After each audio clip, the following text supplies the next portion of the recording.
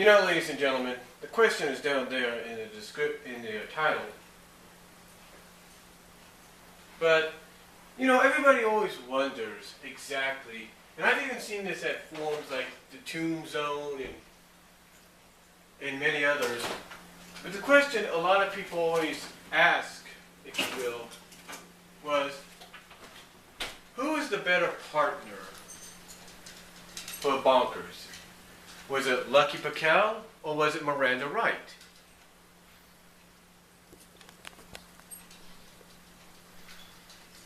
Well, some people might say Lucky, just to show favoritism, if you will, and show a little bit of sympathy for him basically being like the first original partner. But got a little bit of trivia for you guys. You see, Miranda, and I think I've talked about this before, but in case you don't know and you need a refresher, Miranda was the original before the original. Yeah, she was original before the original. What that means is, when they started creating the show,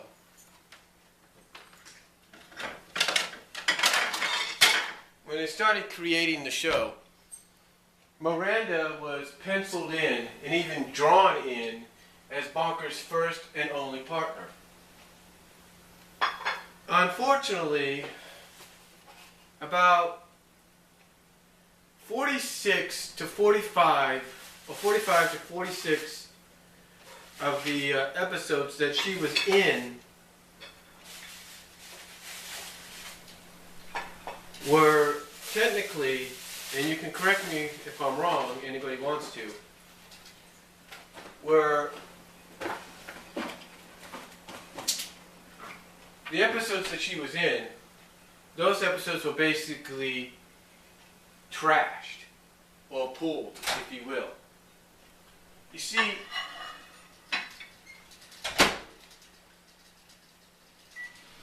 according to numerous reports, basically the episodes came off disastrous. And I apologize for the noise in the background. That's the microwave. I'm cooking me up some lunch. But basically the episodes came back disastrous. In other words, they came back not in the best quality. I think one of the rumors were, or one of the news sources were, that they came back, that the animation quality was just bad or something like that. So what they did is they took out the guy named Dwayne Capizza, and I think Greg Weismer, who you know as the person behind Gargoyles. They took them out and put in Larry Lantham, I think that's his name, to be the new creative person behind Bonkers. And basically what Larry Lantham did, and I've admitted this before, and it was a smart move, he gave Bonkers an origin on how he became a cop. And instead of sticking with the Miranda formula, which of course it was the original idea, he decided to give Bonkers a partner in Lucky Paquel. Now, of course, a lot of people would wonder, okay, well, what about Miranda? Because here's another little bit of trivia some of you don't know. Miranda's episodes were actually aired in the spring of 1993 during the spring preview of the Bonkers show. That's not a lie either. They were actually shown in the Disney Channel preview during the spring of that year. But when the show came on in syndication, they were nowhere to be found until about mid-October 1993, and I remember this very, very well. Because around mid-October 1993, the episode New Partners on the Block came on, and this basically, what I consider, and everybody is in agreement with this, was a transitional episode for Bonkers, if you will, going from Lucky as a partner to Miranda Wright as a partner. And thus, kind of gave an explanation as to how Bonkers and Miranda became a team. So it kind of connected both versions, both series, if you will, together. and sort of served, in my opinion, as a mid-season finale, mid-season one finale. It's sort of a, because people look at Lucky's episodes mostly as season one. So you can say it was kind of like a season one, a mid-season finale, and the Miranda ones was basically a season premiere finale. So basically, New Partners on the Block, basically, honestly, just was a season, was the Lucky season finale, was the Lucky Piquel season finale. Well, I think it was Witness to the Prosecution was the Miranda season finale, was the Miranda Wright season premieres. Depending on how you look at it. If you go to Wikipedia and several other sites, they'll give you 4 different seasons. They'll give you the Miranda ones that were aired on Disney as season 1. They'll give you the Lucky ones that was aired starting with Going Bonkers for season 2. They'll give you the Miranda ones that came after New Partners as season 3. And then some of the Lucky episodes that didn't make it, along with a mixture of Miranda episodes. And, well, basically, for season 4, they give you a mixture of Miranda and Lucky. But if you wanted to look at it just as 2 straight seasons, Lucky's episodes came first. Basically, if you want to look at it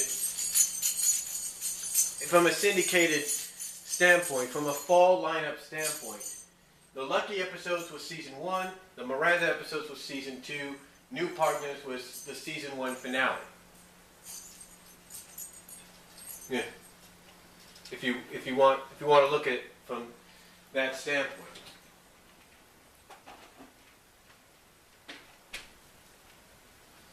And, I know I'm probably not the only one that kind of looks at it that way. But now the question is, who was better? Who was the better partner for Lucky? For Bonkers. Who was better?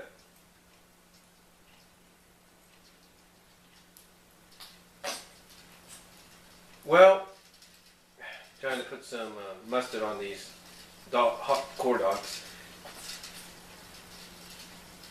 There we go. Well, that's kind of something that's up for debate, is it not? It's kind of something that's going to be up for debate for many years.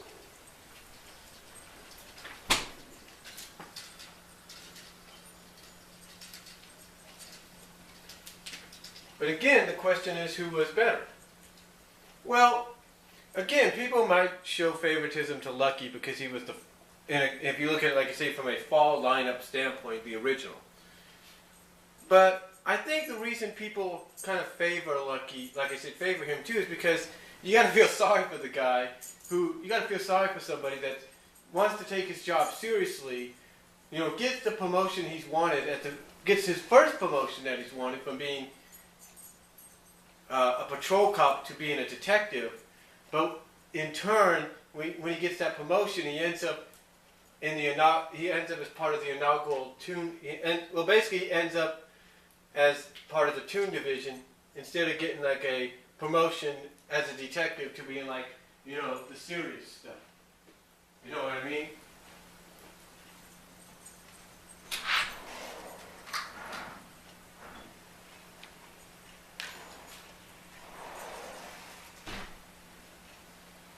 So more like the serious stuff. But anyway, that's why I feel people kind of favor him a little bit, because they feel sorry for the guy.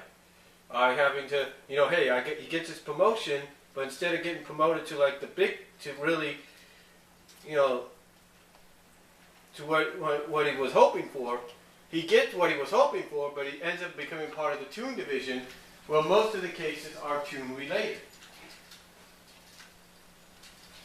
If you know what I mean. Some aren't, some are. But again, you got to feel sorry for that's why some people kind of favor him, because you got to feel sorry for him, because he's got to go through that. But then again, when you look at it from the other side, why people favor Miranda, is because Miranda was more tolerable of Bonkers' actions. In fact, there was even at times she would encourage it. In fact, if you take a look at the episode, The Toon That Ate Hollywood, I think that's what it's called.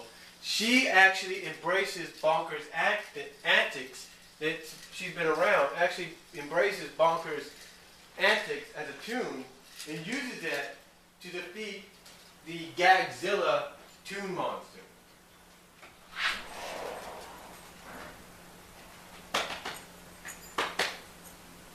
Well, okay.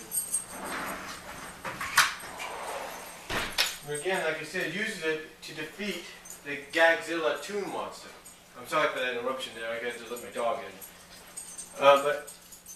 And you would think, well, here, wait a minute. Lucky never really did that much. The closest he ever did was the episode Color Me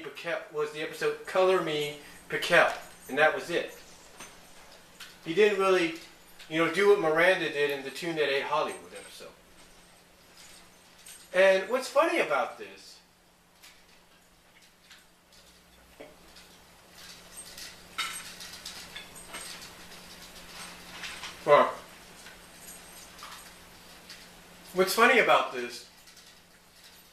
is there are some fans out there that actually have done fan fiction stories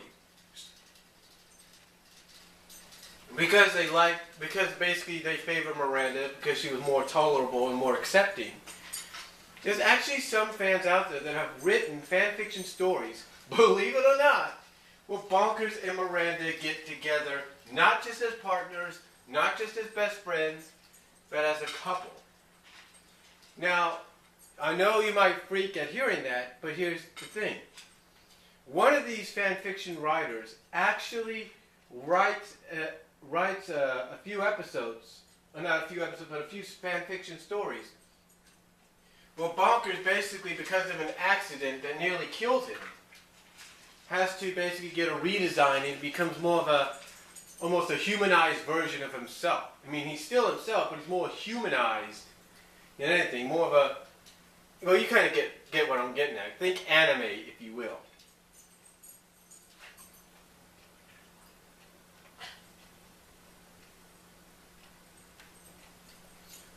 Like I said, think anime, if you will.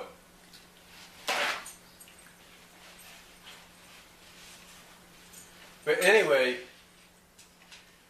yeah, that's just an example of how much fans actually favor those two together.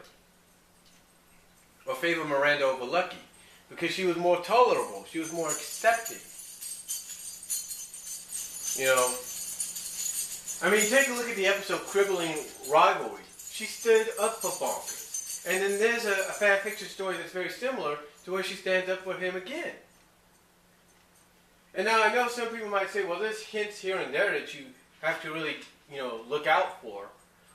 Yeah, that might be true, but still, the point is, there are going to be those that favor one over the other. But I asked the question of who do you think was the better partner? Me personally, I like them both. I like Lucky because, he was a guy that tried to take his job seriously.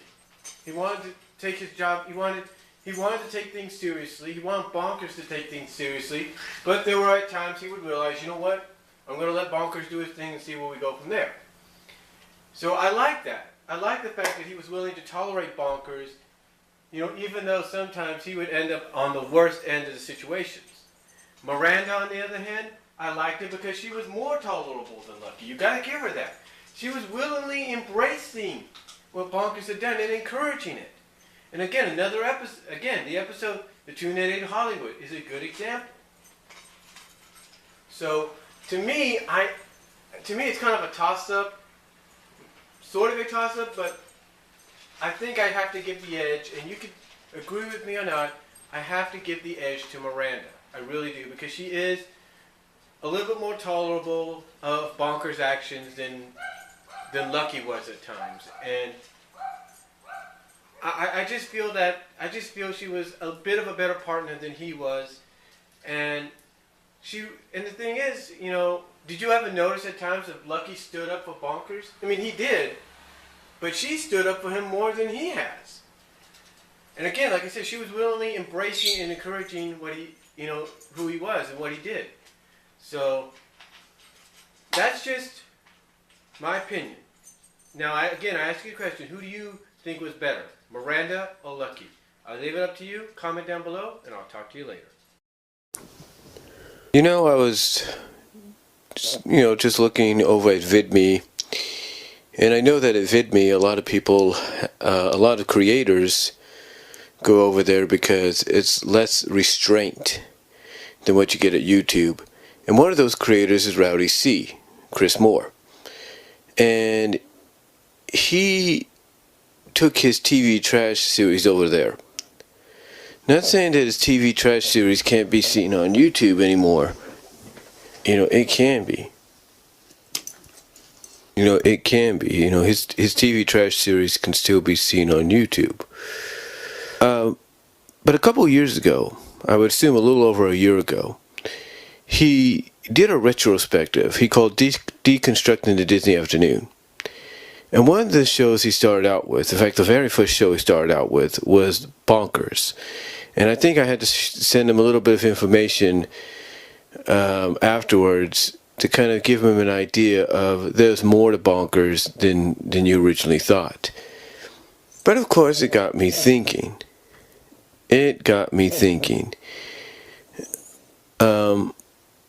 What happened? Now, we know that we got 42 episodes of Lucky and Bonkers, and we got 4 compilation episodes that gathered together the original Raw Toonage cartoon shorts of the Here's Bonkers segments, along with some original animation. And then afterwards, we ended up getting 19 Miranda and Bonkers related episodes. So when you take the 42 and then you take the 4, you got 46 there, and then you take the 19, you got about 65 altogether. But one has to wonder though, what happened? What was originally planned? Had Bonkers gone in the direction that Disney initially wanted it to go in? What would have happened? We do know that when the original concept was brought to the table, the scripts were made, probably recorded, and then sent off to be animated. We know that when they came back, a majority of them, which I'm assuming was 42 of them, because obviously 4 episodes of Bonkers were originally intended to be compilation episodes of the Raw Toonage shorts with new animation, or just the episodes themselves, or just the cartoon shorts from Raw Toonage themselves. But one has to wonder exactly what happened, because like I said, we do know that at least 42 of them came off disastrous, because like I said, obviously they had 4 episode slots open for compilation episodes of all the Raw Toonage shorts of He's Bonkers, either along with original animation or not. But when you get down to it, I'm sure a lot of people wonder exactly what happened, or exactly what was originally planned. What was the original directive for the show? Now, in some of the Miranda episodes, I think we kind of got an idea of what we were going to get. We were probably going to get a standard 65 episode series, well, at least 61 episode series if you minus the compilation episodes. We were going to get an established 61 series with Bonkers and Miranda going up against a rogues gallery of villains, or villains of criminals. We were going to get that. We were going to get a rogues gallery of villains and criminals that they were going to go up against. And we pretty much saw who those villains were going to be, those antagonists, those criminals were going to be in the 19 episodes that had survived. We saw that we were going to get antagonists and villains like Lilith the Brave, Al Vermin, Flaps.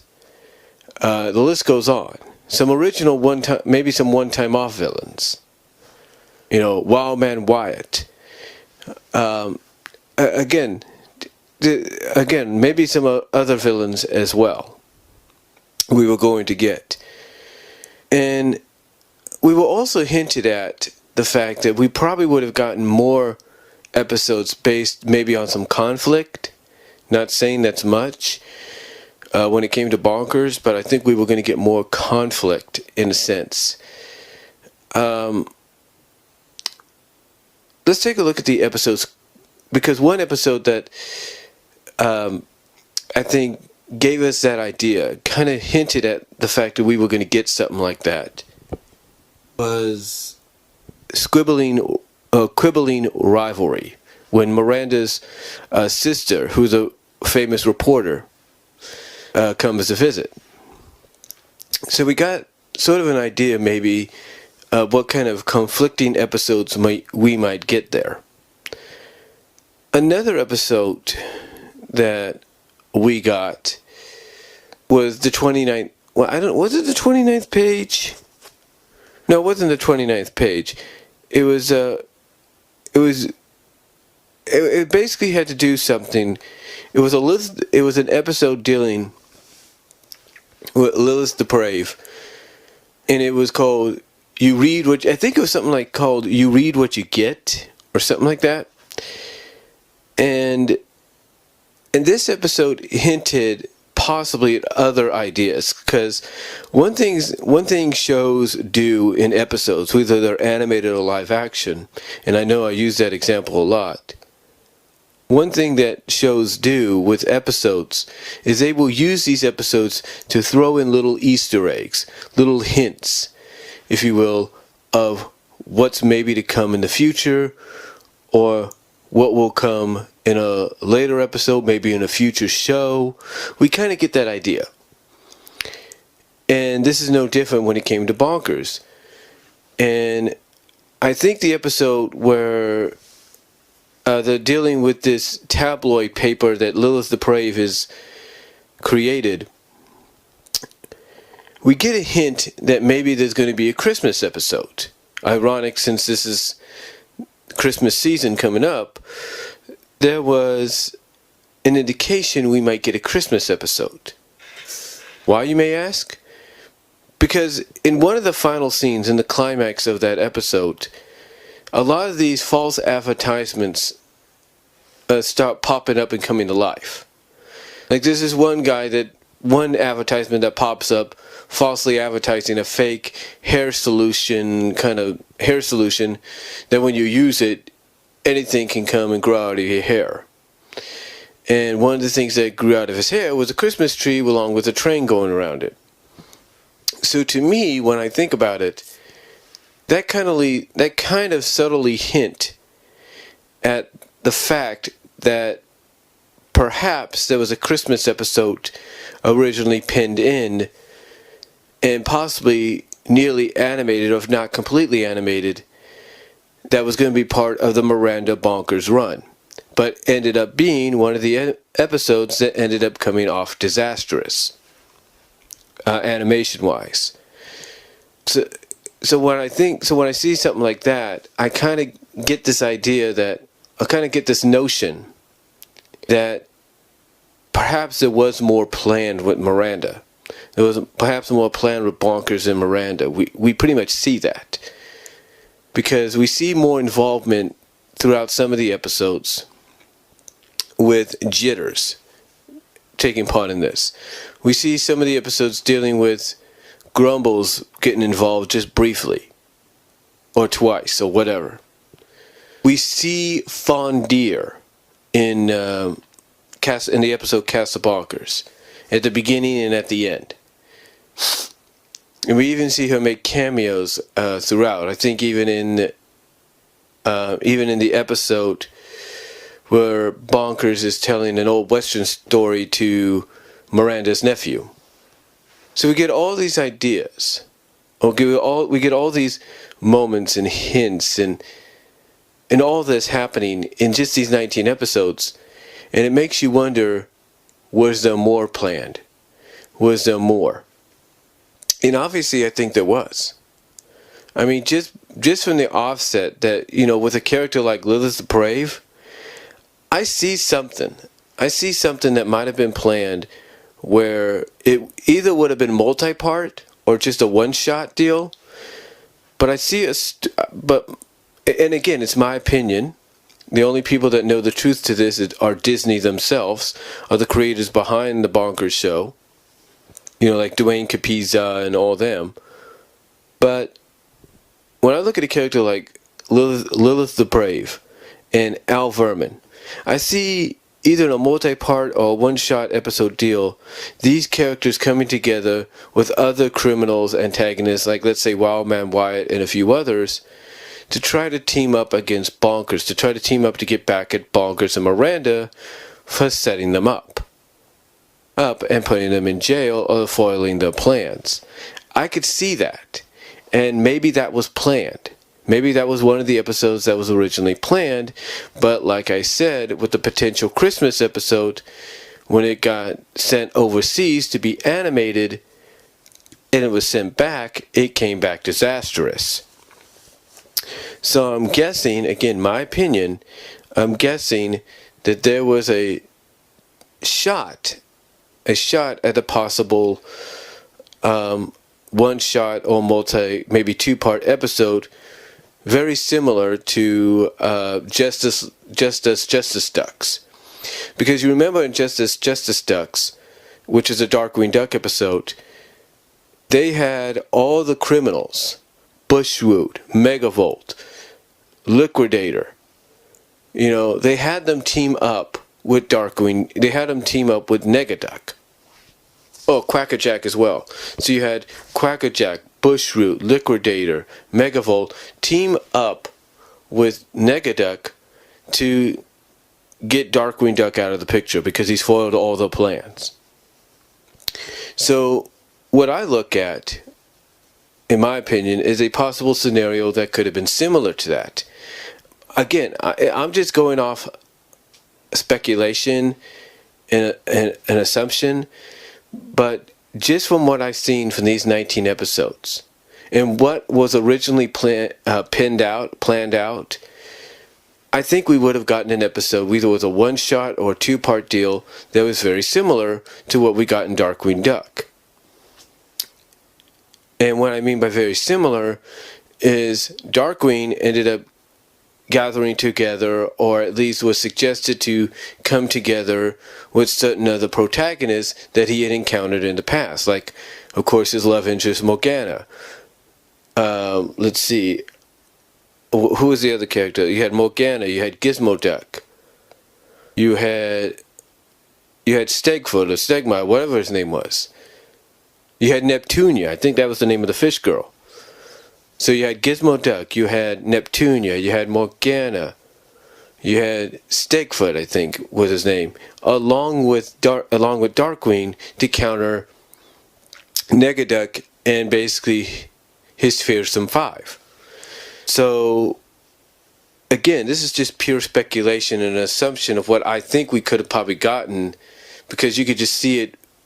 Because to me, honestly, you could just see hints, if not Easter eggs, of what could have been. Like, I just get this feeling that something like this was planned out. And to me, you could have had an episode similar to what you had with the Darkwing Duck episode, Justice Ducks. And alongside Bonkers, you would have had Miranda, of course. You would have had Jitters, of course. You would have had, well, maybe not Jitters. Maybe not Jitters. But I can definitely tell you this.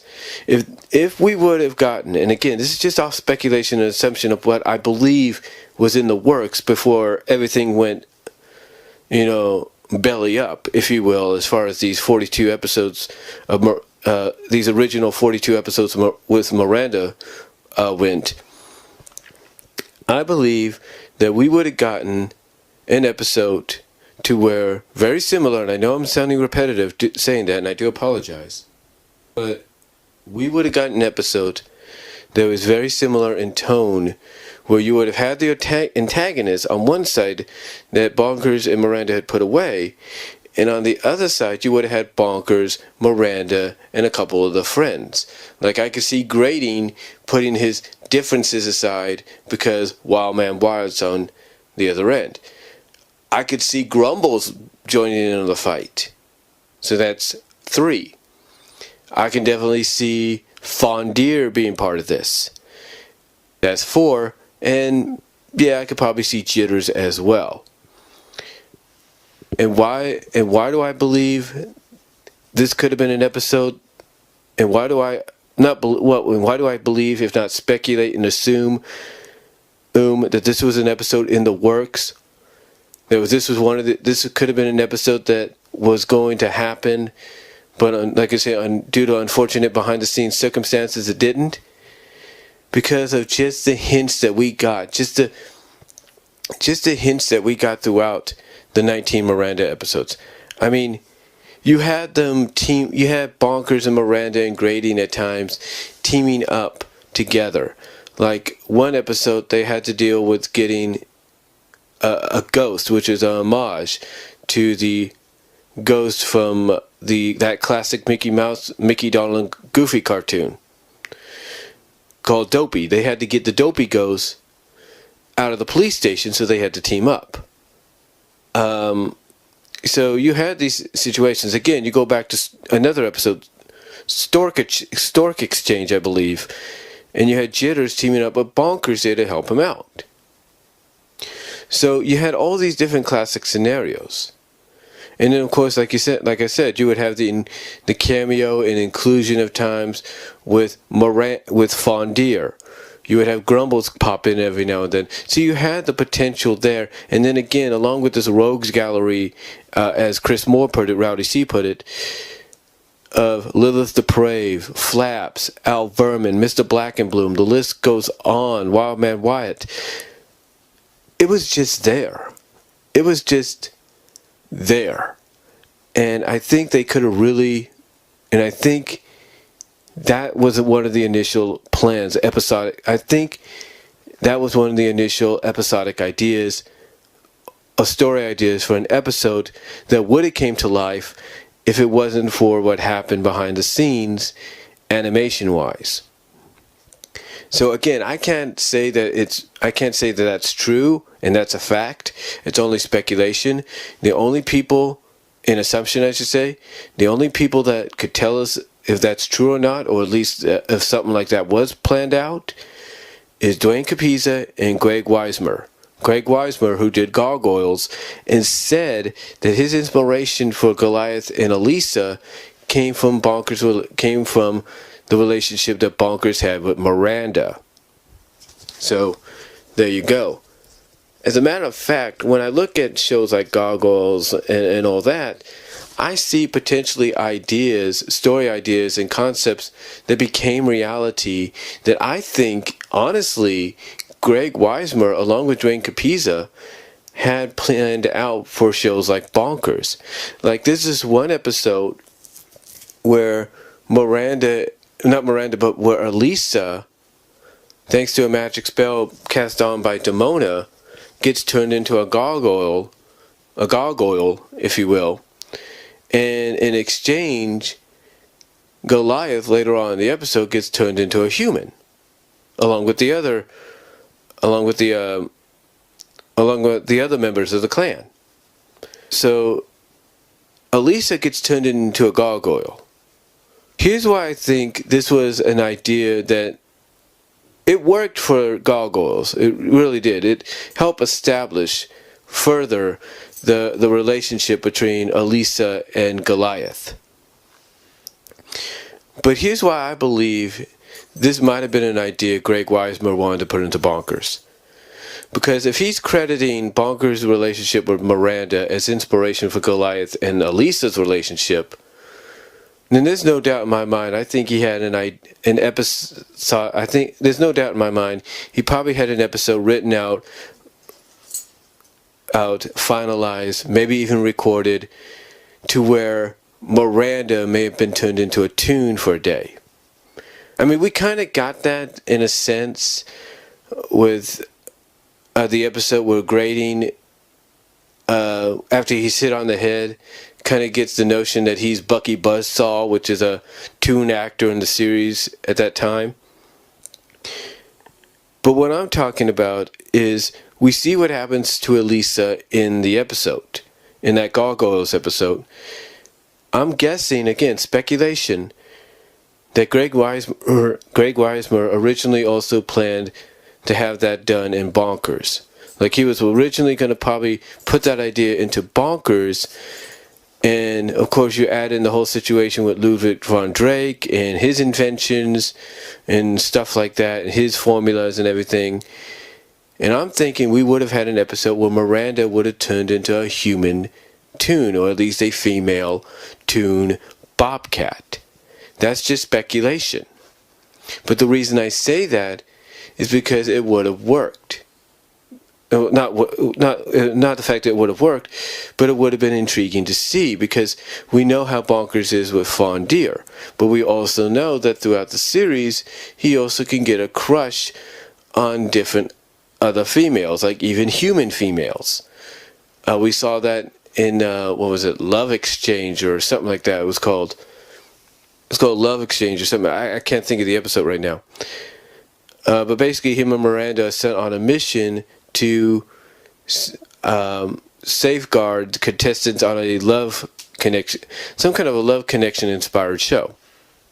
So, anyway, long story short, we know Bonkers can get attracted to other females besides Fawn. We even seen that in Castle Bonkers with Katja Legs Guanalots. But the reason I think Greg had this idea in mind, not just for Gargoyles, in which it became a great episode, you got to see that one. But the reason I believe, because he worked on Bonkers, especially with the Miranda Bonkers run, the reason I think he may have had it also planned for Bonkers is because I think he saw the potential of how good it could be, and even how funny it could be.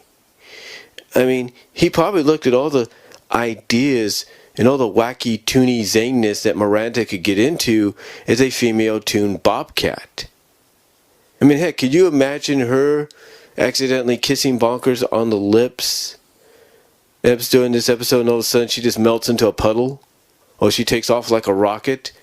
Or whatever? I mean, I think Greg Weismer and even Dwayne Capizza saw the potential that was there for an episode like that. But unfortunately, again, because of what happened animation-wise behind the scenes, it never came to fruition for Bonkers, for the Bonkers Miranda episodes, a Bonkers Miranda run that was initially planned, and instead got thrown over to Gargoyles, I should say. It got thrown over to Gargoyles, and turned out to be a great episode there.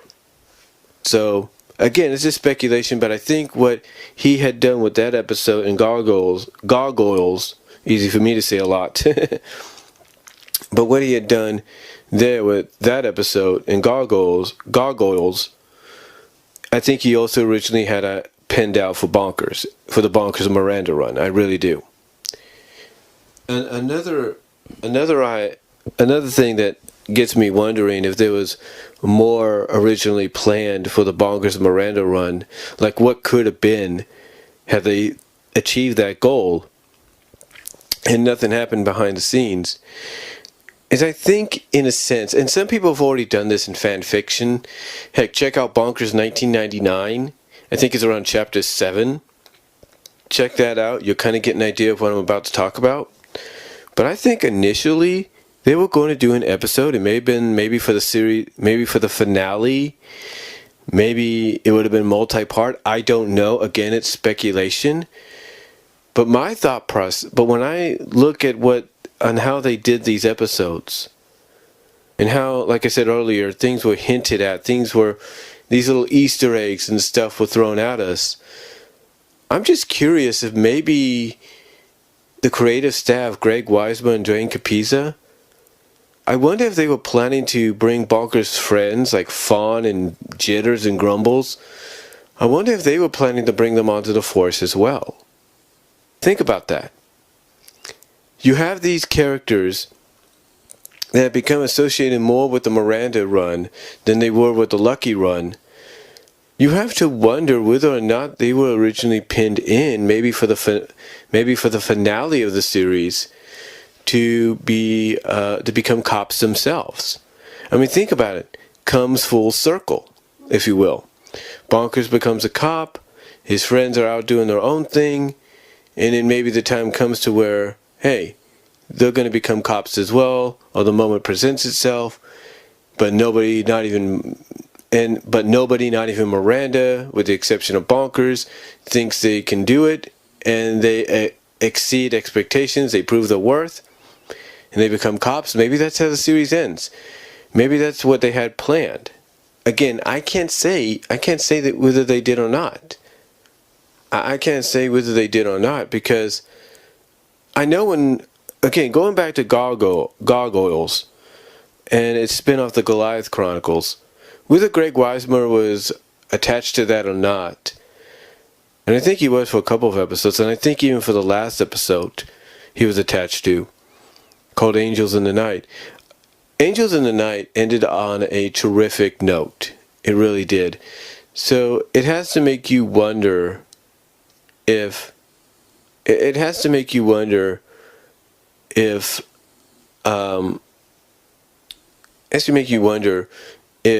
had a finale planned, and I believe they did. I mean, even though it would run with the exception of the compilation episodes, even though it would run for about 61 episodes, you gotta wonder if the 61st episode would have been a finale, either a one-shot finale or a multi-part finale. And again, just by looking at some of the episodes, looking back at some of the Miranda episodes and some of the Easter eggs and hints that we got in there, I have to believe he had something like this planned. I really do. Again, it's just speculation. Like I said, Greg Weismer and Dwayne Capizza and the rest of the creative staff, they're the only ones that might know the truth. But I think initially they did have something like this planned. Why, you may ask? Real simple. Real simple. Depending on how they would have began the series originally, this would have been a great coming full circle finale.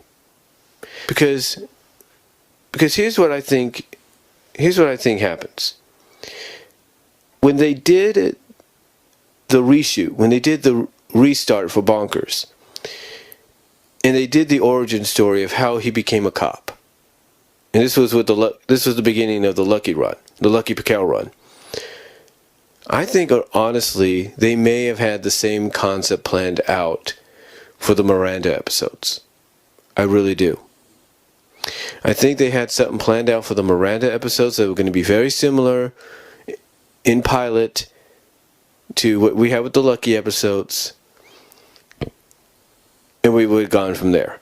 I think initially and honestly, some of the ideas and stories and even main antagonists in the pilot episode of Bonkers that introduced us to Lucky Piquel, I think in a sense a lot of that was originally meant for the Miranda run. Like, basically, I think, what was his name, Larry Lantham or something?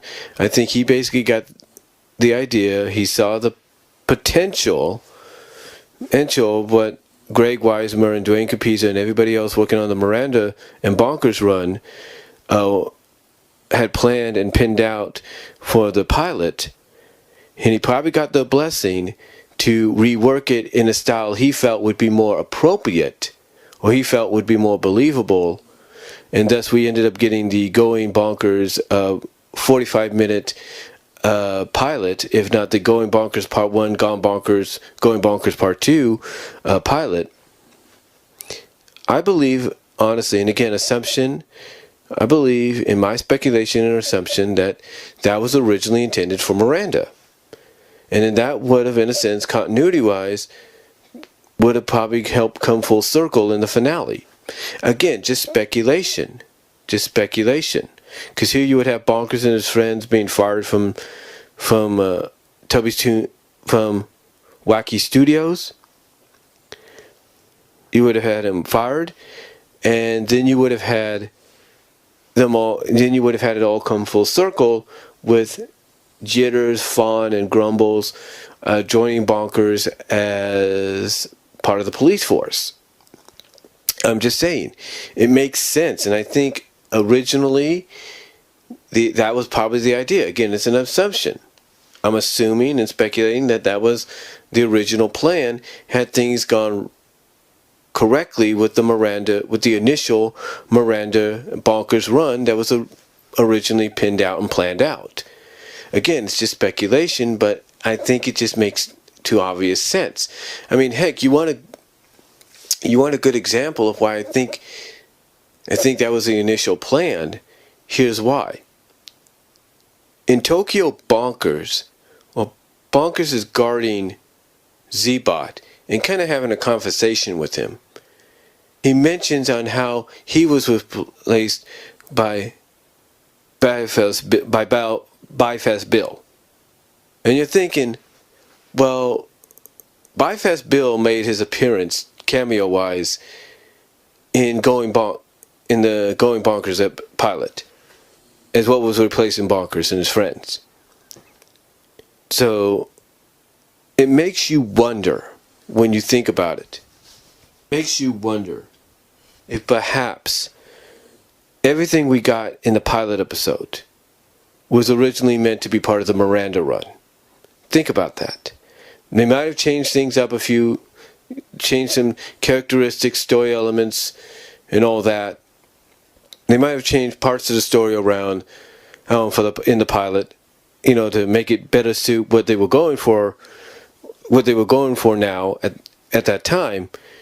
But one has to wonder if maybe it was originally meant for the Miranda run, just by the fact that Bonkers mentions Byfast Bill in Tokyo Bonkers. Think about that. Think about that for a second, folks. Think about that for one moment. Because it makes sense, in my opinion. It really does make some sense, continuity-wise. And again, if that's the case, then if they had maybe an idea to go through it, and again, if that's the case, and they did plan to probably have some kind of continuity flow go with it, you have to assume and speculate that maybe they had a finale to where Bonkers Bonkers' friends would join him as part of the police force. You have to wonder. You have to speculate and wonder if maybe that was the case. Just saying. Yeah, there's just so many, what ifs out there, what could have been out there had they gone with the initial run of Miranda and Bonkers instead of changing it up and doing 42 episodes of Lucky and Bonkers and then using the 19 Miranda episodes that had been preserved or been rescued. It has to make you wonder that. It really does. I talk about the fact that in that one episode where it's called something like, in that one episode about the fake news and false tabloids and all that, and I mentioned how that one part in the climax, you kind of get like an Easter egg or a hint at Christmas, right? You have to wonder what that Christmas episode would have been like. You really do. Because just the way that they animated the tree, just for that brief moment on the guy's head, it has to make you wonder if they had, what kind of Christmas episode it would have been. I mean, we did get a Christmas episode in the Lucky Piquel run with Miracle in the 34th Precinct, but it has to make you wonder. It has to make you wonder of what kind of Christmas episode or special episode we would have gotten with Bonkers. And I think honestly we would have gotten something very similar to what we got with Goof Troop. Here's what I mean. Later on, okay, here's what I'm talking about. Ever since 1992, the Goof Troop Christmas episode, Have Yourself a Goofy Little Christmas, always aired on its own merit. It aired in prime time, it aired on its own, it never was ever shown in the actual run of the series until later on. When it came on to Toon Disney, onto Disney Channel and then later on Toon Disney, it still wasn't part of the regular run. I do remember that during one of the last initial runs of Goof Troop on Toon Disney before it became Disney XD, that Have Yourself a Goofy Little Christmas did become part of the regular run of Goof Troop. But before then, for a majority of its time, was always its own thing. It was always on its own. It was its own special. And like I said, there was several times during its run in syndication that it would be aired as a primetime special. That was it. Heck, even when it, like I said, going back to Toon Disney and even Disney Channel, when they would do the little Christmas blocks and all that, Goof Troop Christmas was always aired on its own. You never saw that with the Darkwing Duck episode, It's a Wonderful Leaf. You never saw that with Jolly Molly Christmas, which was a Tailspin one. You never saw that with Miracle on the 34th Precinct. You never saw that with any of those. Okay, you never saw it with any of those. The only ones I think you initially saw that with were Goof Troop, with Goof Troop Christmas, Have Yourself a Goofy Little Christmas, and then later on in 1998 with 101 Dalmatians, A Christmas Cruella. That's the only time you ever saw those episodes. The only time. I mean, okay, what I'm saying is that was the only time any episodes aired outside of the regular syndicated or Toon Disney over-the-air run. They never aired, as far as I know, until I think towards the end of the Toon Disney, before it became Disney XD. They never ran as part of the regular lineup. They were always separate. They always were. So it makes you wonder if perhaps one of the initial ideas when the original run for Bonkers, what I'm saying is it makes you wonder if maybe one of the initial ideas, one of the original initial ideas for the Bonkers Miranda run, when it was originally pitched and ready to go, before all the changes, it has to make you wonder if maybe Bonkers was going to get the next primetime Christmas slot for a Disney Afternoon series, and it was going to run maybe back to back with Goof Troop. It makes you wonder that, because like I said, the one thing about the Miranda Bonkers run, one thing about it is, like I said, you got those little hints, you got those little Easter eggs that were thrown at you. You had all these little moments thrown at you that you would have to really look at and notice as being maybe hints of what was to come or what may be, so on. Kind of like what they do now with movies and shows. They always give you Easter eggs to notice in the background or in the forefront.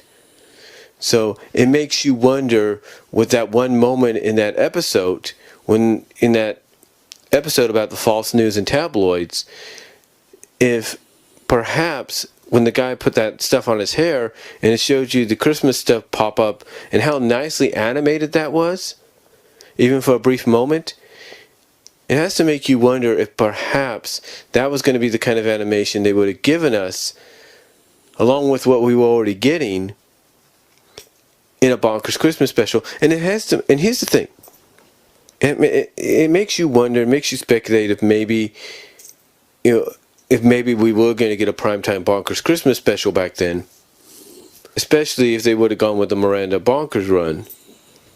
But here's the thing: what kind of Christmas story would we gotten? What kind of Christmas story arc would we have gotten with Bonkers? It makes you wonder, right? And the thing is, I think the obvious one I think they were going to probably go with, because they did this later on with the 101 Dalmatians and Christmas Cruella. I think honestly, and this is the truth, I think honestly, in my assumption and speculation, I think if they would have gone with the Bonkers, if they had gone the original route they had planned with the Bonkers and Miranda Wright run, I think the Christmas episode we would have gotten would have been a Christmas Carol related one. Yeah, I really do. I think honestly we would have gotten a Christmas Carol related episode. Here's why. You had the perfect Scrooge, or the perfect character to portray the Scrooge role in Grading. You had the perfect Bob Cratchit in Bonkers, if you will. Well, maybe not Bonkers, but maybe like one of the side characters like Dennis or KO.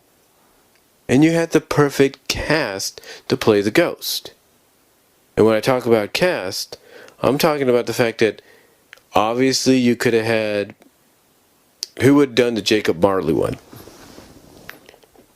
I would guess Miranda would be Jacob Marley, or be in the role of Jacob Marley or something like that. Could have worked. In a role similar. I don't know. I could see Fondier as the Ghost of Christmas as the Ghost of Christmas Past. I could see that. I could see Bonkers as the Ghost of Christmas Present. And I could see Grumbles, I would assume, as the Ghost of Christmas Future. I could see those roles being filled in with those guys' eyes easily. I really could. Now you might say, well, where would Jitters come in? Wouldn't he be part of this? Yeah, Jitters could be part of it. But I would assume the role he would play... Well, you know what, now that I think about it, I think Jitters could have played... Here's what I think. Honestly, now that I think about it, not only do I speculate, not only do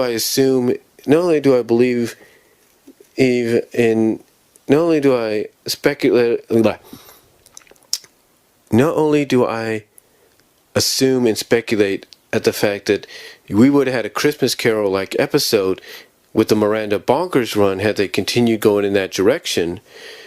But again, like I said, Grading would have been the perfect Scrooge. I think in the role of a Bob Cratchit, you could have had Bonkers, maybe Miranda, but I would assume more along the lines of Bonkers. That's what I'm... Well, not Bonkers. I would assume something like I said, one of the side characters, Dennis or KO. So I can assume one of them. I would assume Jitters would come in and be asked to portray the ghost of Jacob Marley, or some kind of ghost similar to that. I could see, like I said, Fondier being asked to portray herself in the role of the Ghost of Christmas Past, or a role similar to the Ghost of Christmas Past. I could see Bonkers doing the Ghost of Christmas Present, and I could see Miranda doing the Ghost of Christmas Future. I really could. And again, this is all assumption and speculation of what kind of Christmas episode we would have gotten, and if that Christmas episode, a special episode, would have been given the same treatment the Goof Troop one was given, by being put into prime time and shown only once a year. Again, like I said, it's just speculation and assumption, but one has to wonder. One has to really, really, really wonder what could have been, what would have been, what possibilities we could have had. And then like I said, you take a look at the 19 episodes that had survived, that were aired, and it makes you wonder, just by the little Easter eggs and hints that were thrown in there, of what we could have got. It really does. Because I have nothing against the Lucky Pickell episodes. I don't. There's tons of good ones. There really are. Don't get me wrong. There really are tons of good ones. Yes, they are a lot darker in tone. There's no doubt about that. But what I'm saying is, but what I'm saying is, you take a look at the 19 episodes that we were given, and all the things that I've talked about and everybody else has talked about the series, from Rowdy C to Nostalgia Critic to many others, about what happened behind the scenes, and it makes you wonder what was originally planned, what episodes were originally created, what episodes were originally planned to be released along with those 19 others. You know, it makes you wonder, it makes you speculate and assume what could have been. So, I guess, like I've said throughout this, the only people that could really, really answer those questions are Greg Weismer, Drain Capizza, and anybody else that's worked on the series. They're the only ones that could probably answer those questions. Heck, you know who could probably also answer them? I just thought of her name right now. Was it Carly DeVito or something? The woman that voiced Miranda. She's probably the only other one that could probably tell us what originally was planned, if anything. Because, again, the whole series initially was centered around Bonkers and Miranda. It makes you wonder. It makes you wonder what Disney originally had planned, what the creative staff behind the series originally had planned for the Bonkers Miranda Right run, had they gone in that direction originally as intended. So, that's all I'm going to say on it, though. Let me know what you guys think down below. Sorry this went for about, almost 47 minutes. Let me know what you guys think down below. Comment if you like. I'd like to hear what you have to say. And I will talk to you all later. So, God bless. Take care. I am out.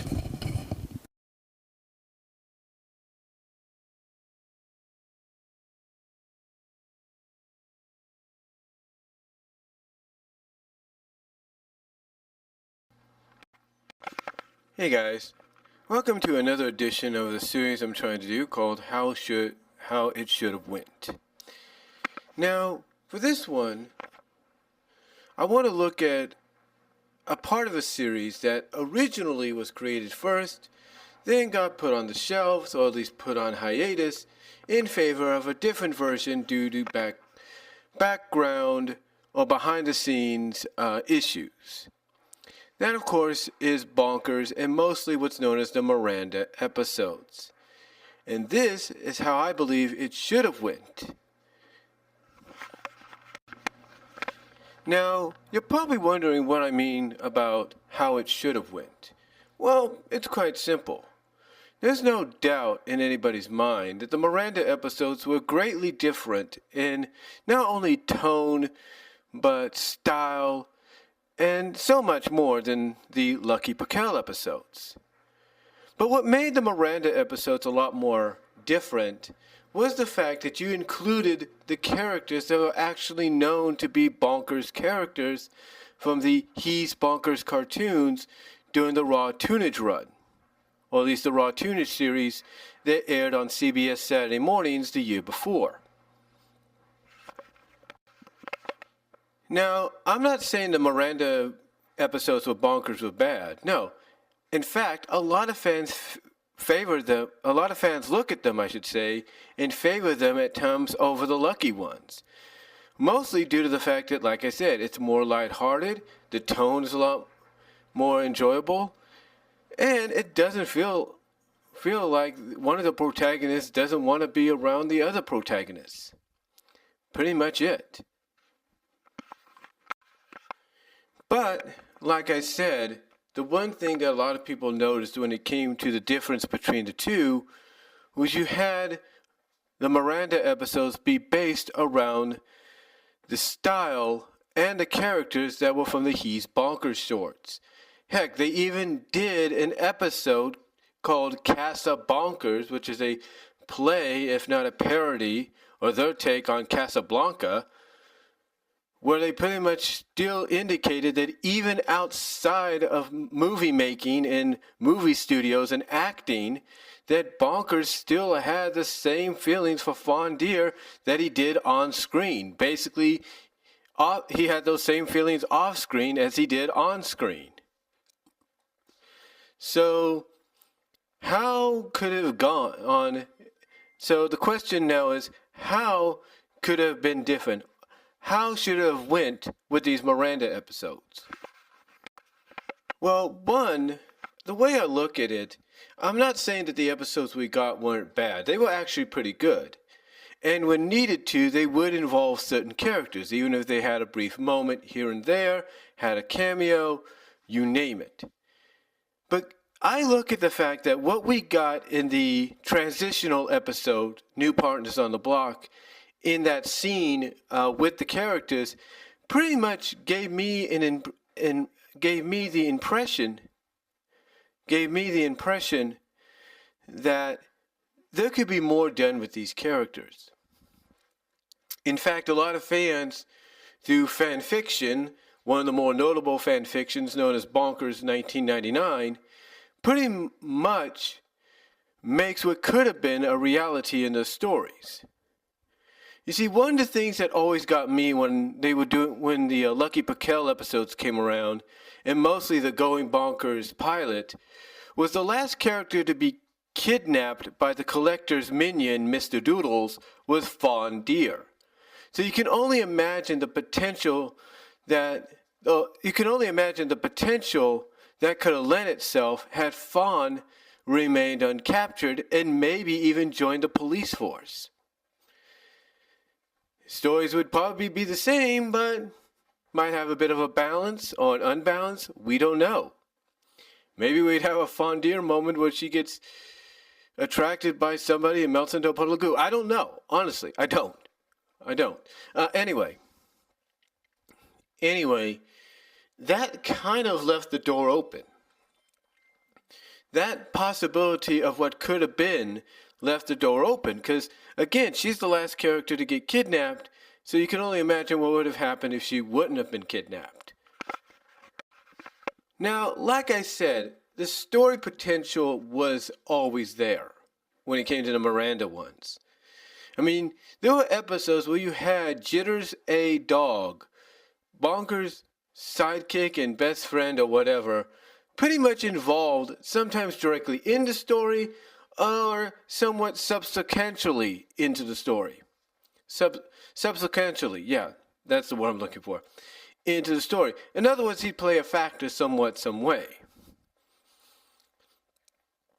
But here's the thing. What about the other characters? Well, I believe that there were certain stories that could have really benefited from them. I really do.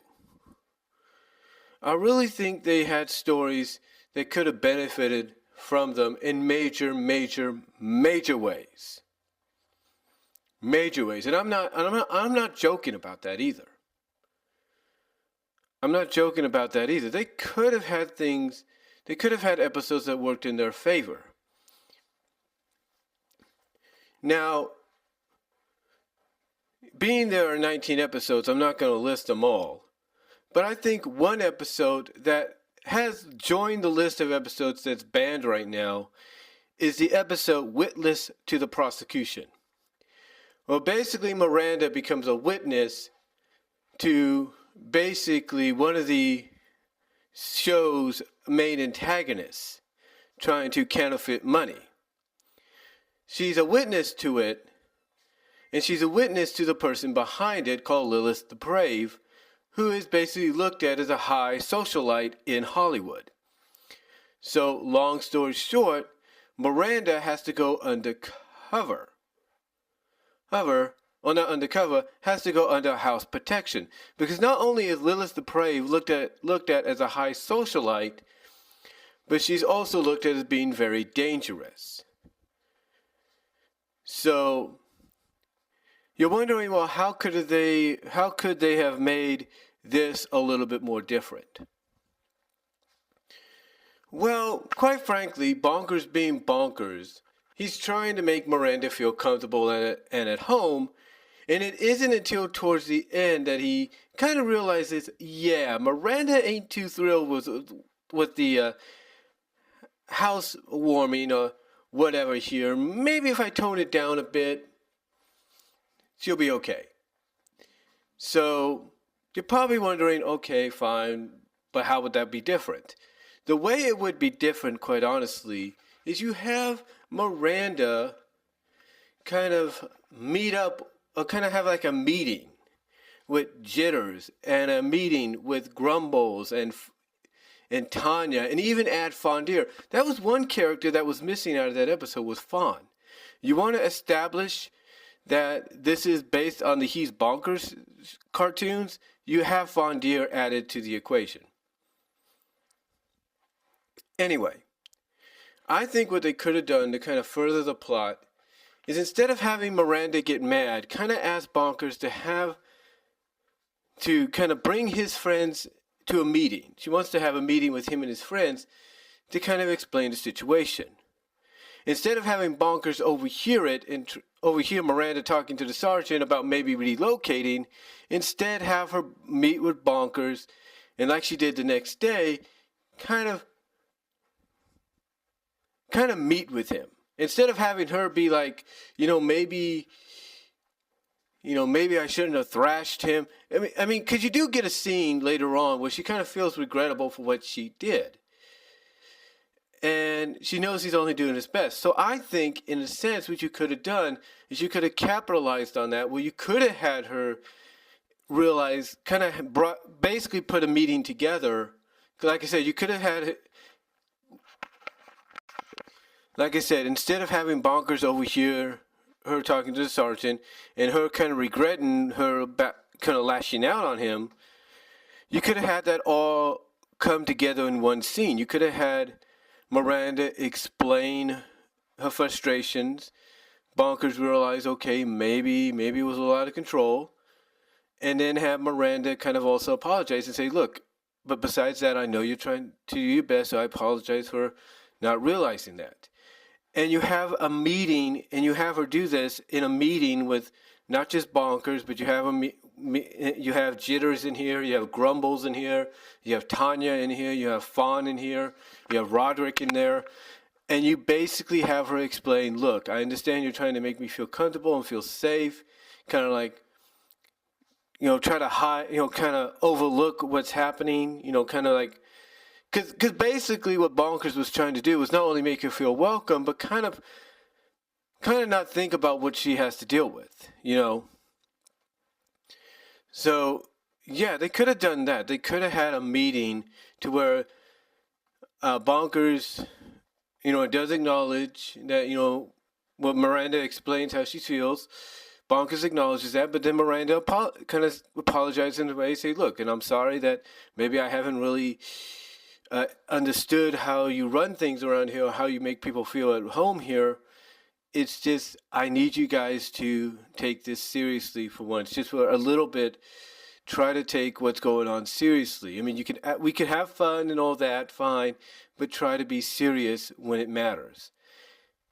And I think the best, honestly, and I know it sounds like I'm rambling here, I do apologize, but I think the best way they could have done that is a scene where she met, like I said, with Bonkers and his friends and explained that situation. Another way I think the Miranda episodes could have gone is they at least could have given us, seeing as though it's this time of year, they could have given us a Christmas episode. I mean, we got one with the Lucky Paquel episodes, which was okay, but they never gave us one with the Miranda episodes, even though pretty much there's an episode that kind of teases they might have had something in mind. But I think honestly, they should have had a Miranda episode. And this is how I think they should have done it. They could have done the whole run-through with the Miranda episodes, because they even made Miranda episodes exclusive for the Disney Afternoon. Let's not hide that. So they could have easily done an episode or a special afterwards, well, mostly a Christmas episode afterwards, based on Christmas. They could have done a Christmas one. And I think the way that the Miranda episodes were drawn and created and were presented in tone, I think it could have really worked. And you could involve all the characters. You could involve not just Bonkers and Miranda. You can involve Jitters, Tanya, Grumbles, Fondier. And not just have them appear in cameos or little bit scenes here and there. I mean, full on involve them in the story. And I think a Christmas episode would have done that. If they would have gone that direction, action, with the Christmas episode, if they would have just added that on, I guarantee people will be talking about that probably. And I'm not trying to be disrespectful about the Lucky Piquel one, but they probably would have talked about that one more than the Miracle at the 34th precinct. Miracle at the 34th precinct episode. They probably would have talked about the Miranda one more than that. But what are you going to do? What are you going to do? But I think honestly, they could have at least given us, one more episode based around Christmas. I really think they could have done that because I think it would have worked. Again, I think people would have enjoyed it. And it'd be one of those stories that you can involve all the characters playing a major role. But that's how I think that's one of the ways I think the Miranda episodes could have gone and should have went, was at least include an episode based around Christmas. I really do. One more thing that I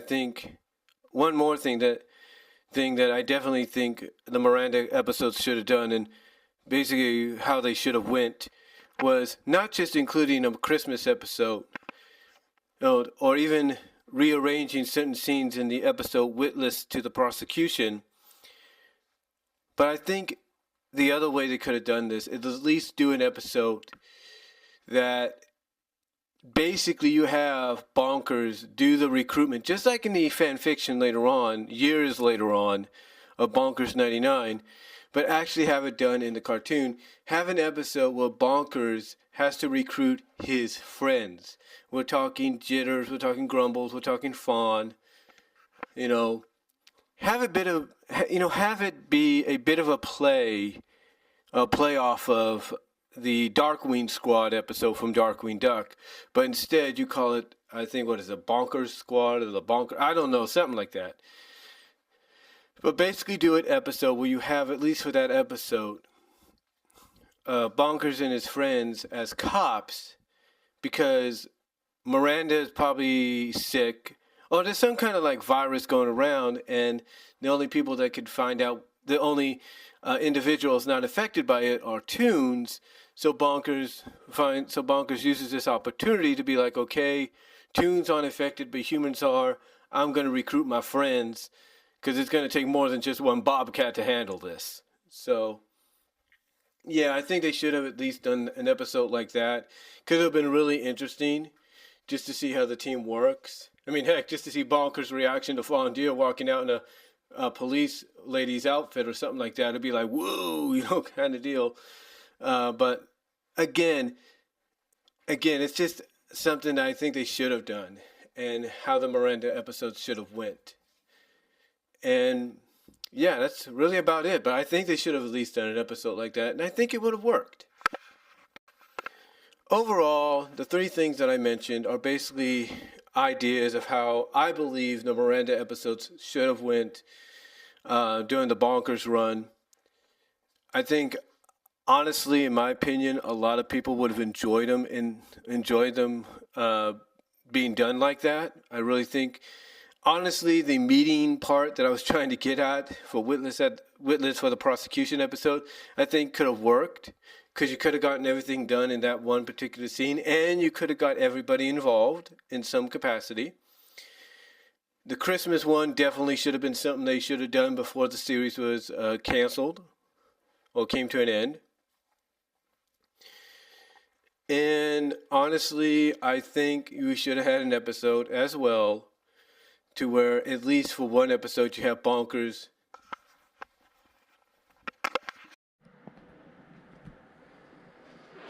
Hey guys, so I just did a short video, which you'll either see in 1080p or 4K, talking about Sonic's New Worlds, and I thought I'd follow that up by giving another short video on its own to the story that was sent to me by Jacob Lee, just entitled Bonkers. And like I said in the live stream yesterday, this is actually a 91-page movie script, as he put it, a 91-page movie script that's an movie adaptation of the original Bonkers storyline, which was entitled Going Bonkers, which was a 45 minute, well, actually about a 45 minute, I would say 45 to 50 minute movie pilot for the series back in 1993.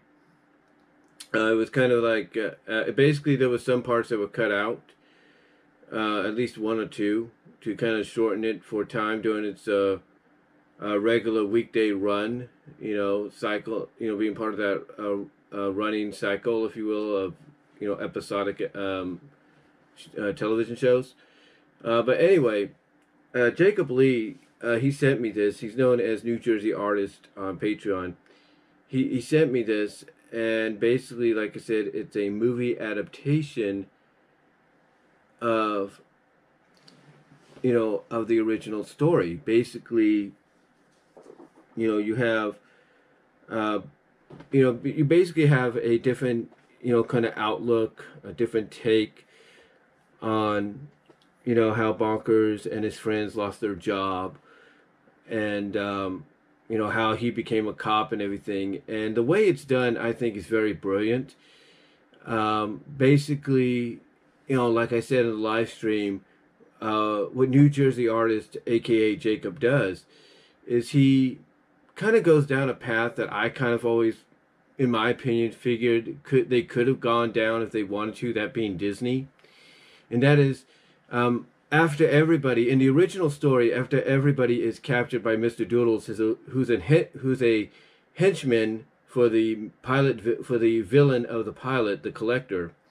After Mr. Doodles, vacuums up, kidnaps most of Bonkers' friends, the last two, before she ends up, suffering the same fate, that remain are Bonkers and Fawn. And basically, there was always this thought in my mind, and I'm sure I'm not the only one that thought about this, and that thought was basically, what if Fawn wasn't captured? What if Fawn stayed by Bonkers' side, the whole time? Would she end up in the same situation as Bonkers, and that's becoming a cop? And that's always been an interesting question of asking, of like, what if, she wasn't captured? What if she was the only one that got away, stuck with Bonkers, and possibly by doing so got the opportunity to be a cop as well? And the other way, and what Jacob Lee, New Jersey Artist, does here is, they take that opportunity to tell that story. They kind of take that opportunity to tell that story in their own unique way. And it's not just, with, Bonkers and Fawn, but it's, like who basically the cop that they encounter. And instead of it being Lucky Piquel, it's Miranda Wright, as originally intended when the show first got announced back in the early 90s that it was going to be happening.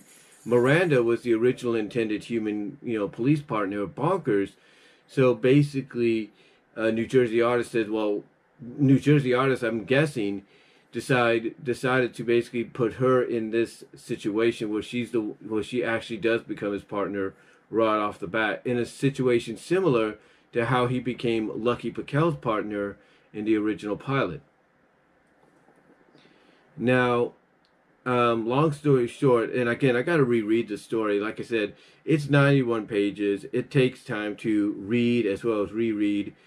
But it's definitely a story worth looking at, because what New Jersey Artist does here is they basically take, you know, they basically take the, well, obviously you can tell that they take the inspiration of how they would picture a lot of studios doing adaptations of, of original origin stories or pilots, and differ them from when they were originally first seen, or, how they first originally introduced the character and the fellow characters to an audience.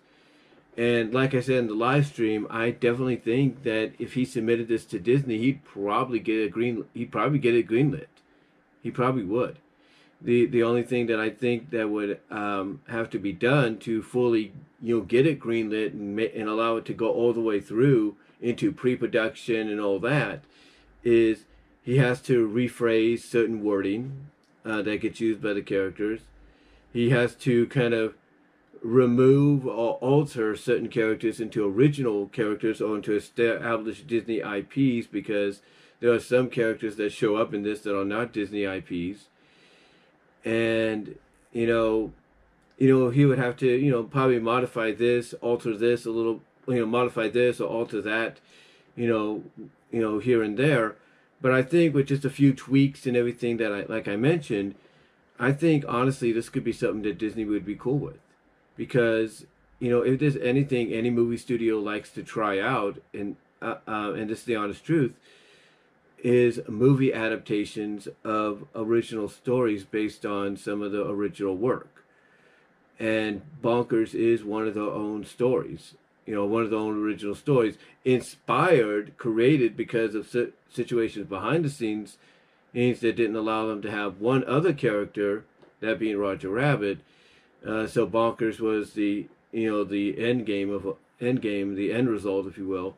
But basically, Disney is not above being one of those studios that likes to go that route, having a movie adaptation based on a character, especially the origin stories of how they came to be as a cop, especially if it does alter the story a little bit by adding a few elements in there that it originally didn't. In this case, Fawn joined along with Bonkers as being a cop as well, adding in the element it's not just Donald getting mugged by a mugger, but it's also Mickey and Minnie, and then then those muggers being part of something bigger down the line. So it's a really interesting take, and like I said, I believe Disney would greenlight it right off the bat if given the opportunity.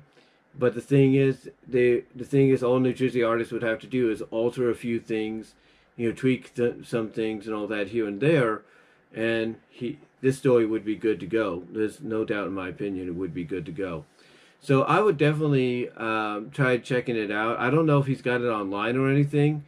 I can ask him, but I would definitely check out this story, or check out other stories similar to it, like Bonkers 1999. That's a great story series. But yeah, again, just like with the Sonic's New World series, this is just an example of fans showing the love and appreciation for a franchise and for characters that they feel could have been utilized a lot more, or if they'd been put in these kind of situations, especially if maybe a movie adaptation is based off them down the line, and it's done in a way that pretty much it's kind of very identical to how movie adaptations are, with some origin stories of original characters, and differing them or similar in them to how they were first told, if you will.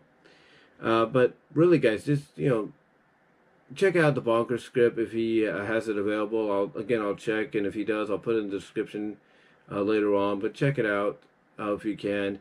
It's definitely a good example of somebody showing, like I said, the love for franchise and characters to the point that they're willing to do 91 plus pages, movie script wise, for a possible movie adaptation of the original pilot. So check it out. Check that story out, guys, if you can.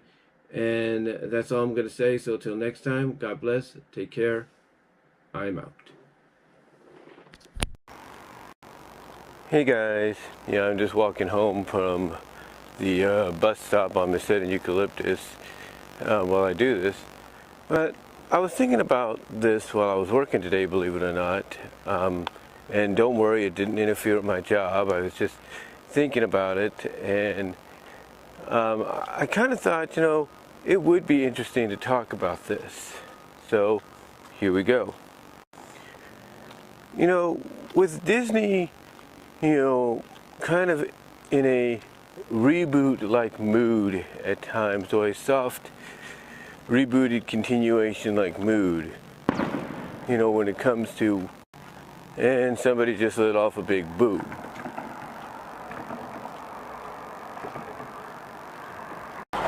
Sorry about that, somebody just let off a big boom. I don't know if somebody's tire just went flat or something, but I could hear that from where I was. Anyway, like I was saying, Disney seems to be kind of in a mood of rebooting, or softly rebooting, continuing, if you will, some of the classic shows, live action or animated, mostly animated. And one of the shows that they did this to, kind of reboot and all that, and pay tribute to the originals, was DuckTales. Yeah, they rebooted DuckTales for a new generation, as well as at times take an opportunity to pay homage, pay homage, if you will, and tribute to the original DuckTales and Disney Afternoon, where this reboot was inspired from. And in this reboot, we saw, plenty of Disney Afternoon elements thrown, entirely without the show. One that surprised a lot of people at the end was during the Darkwing Duck centered episode, two-part special episode, where there's a scene where they're looking over what the fearsome five, or the fearsome trio, if you will, of Megavolt, Bushroot, and Crackerjack are doing to the city. And one of the citizens or people that they're screwing around with, that being the villains, is Bonkers. That's right. Bonkers actually made his return in the new DuckTales series. And it got a lot of people talking because, that's the last person, you would expect to make a return, seeing as though Bonkers was always looked at as being very controversial because of the fact that a lot of fans felt Bonkers was, two things. There was two things that Bonkers was, always, held accounted for. One, being a rip-off, Disney-inspired rip-off of Roger Rabbit, and two, because he caused the Rescue Ranger series, the original Rescue Ranger series, to be taken off the air, or taken off the Disney Afternoon lineup. Well, first of all, when it comes to Bonkers being a Roger Rabbit-like rip-off or inspired show, the original plan for Disney was to do Roger Rabbit, but they couldn't, work out an agreement at that time to make something like that occur. The other thing about him being responsible for Rescue Rangers being off the Disney Afternoon, the thing is, what people seem to always forget is it was a yearly rotation. Whenever a new show would basically debut as part of Disney Afternoon, and basically be aired on the tail end, of the block, then the older series out of the entire block, the one that's at the start of it, usually gets pushed off. Usually has to be removed and replaced. So, for example, when Disney Afternoon debuted, it was Gummy Bears that was the oldest show that started things off, kicked the block off, if you will, and it was Tailspin being the newest one that ended it. And every year, the same thing would occur. When, Darkwing Duck debuted, Gummy Bears was knocked off and DuckTales, the original DuckTales, took its place. When Goof Troop debuted, DuckTales was taken off and Rescue Rangers took its place, and so on. That's what they did. That's what they did. Anyway, like I said, it would be that kind of way. So Bonkers, when he debuted, Rescue Rangers was the oldest. Tailspin was the second oldest. Tailspin took the spot of Rescue Rangers when Bonkers debuted, and there you go. So I think that's one thing fans forget about Bonkers, or about the Disney Afternoon, is the oldest show would always, begin the block, and the newest one would end it. And after a year, when a newer show would become part of the block, then the older show from the previous year gets knocked off in place by the show that aired second, after it, and thus that became the older show. But why do I bring all this up? Well, like I said, it got me thinking. It got me thinking of, what if Disney decided to reboot Bonkers for a new generation? What would it be like? What would its setting be? Well, I think honestly, just my opinion, I think I know exactly what its setting would be. I believe for the reboot, the setting would actually be kind of in the world established with the DuckTales reboot. It would be basically set in that world. Now, you might ask, well, how does he become a cop? How does this happen? And to me, like I said, to me, how this happens is you can kind of follow a similar trend. Bonkers and his friends are actors on a show, and basically what happens is you could tie into the modern situation of a lot of shows getting canceled when they lose their popularity. So you could play into the fact that Bonkers and his friends have been doing this thing of having a phenomenal hit show and a franchise for a while, and then all of a sudden they find out that they're going to get canceled, and they got one more season to work with. And what happens? What happens? I'll tell you what happens. Bonkers and his friends, they get let go. They get let go. And now they have to look for work. But do we follow the same storyline we did before? Do Bonkers and his friends get kidnapped by the Collector? Well, that's what I would change a bit. See, what I would change basically with that situation is I would bring the Collector in, but only after Bonkers and his friends stop a robbery. Where they see basically a group of people getting robbed, kind of at a park or at a store, whatever situation you want to go with. They prevent the robbery, they stop the robbers, they do kind of a citizen's arrest. And just like in the original show, this gets the attention of the police chief.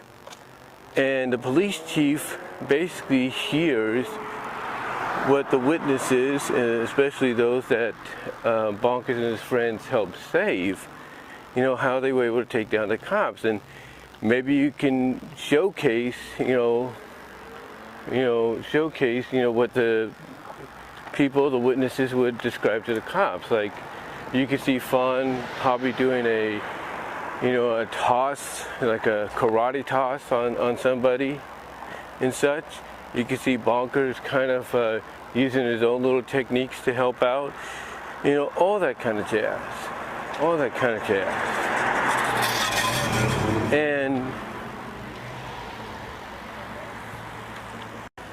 And then as a result, they get a chance to become cops. Like, hey, you lose one, good job, but all of a sudden, boom, out of nowhere, because you did a citizen's arrest, you came to, defense of people about to be hurt and robbed, you get an opportunity to, have a newer, you get an opportunity with this newer job, and it turns out to be even more better than the original, because not only do you get good pay, probably more so than you thought, and all these opportunities and benefits, but you potentially get to go and have adventures almost every day.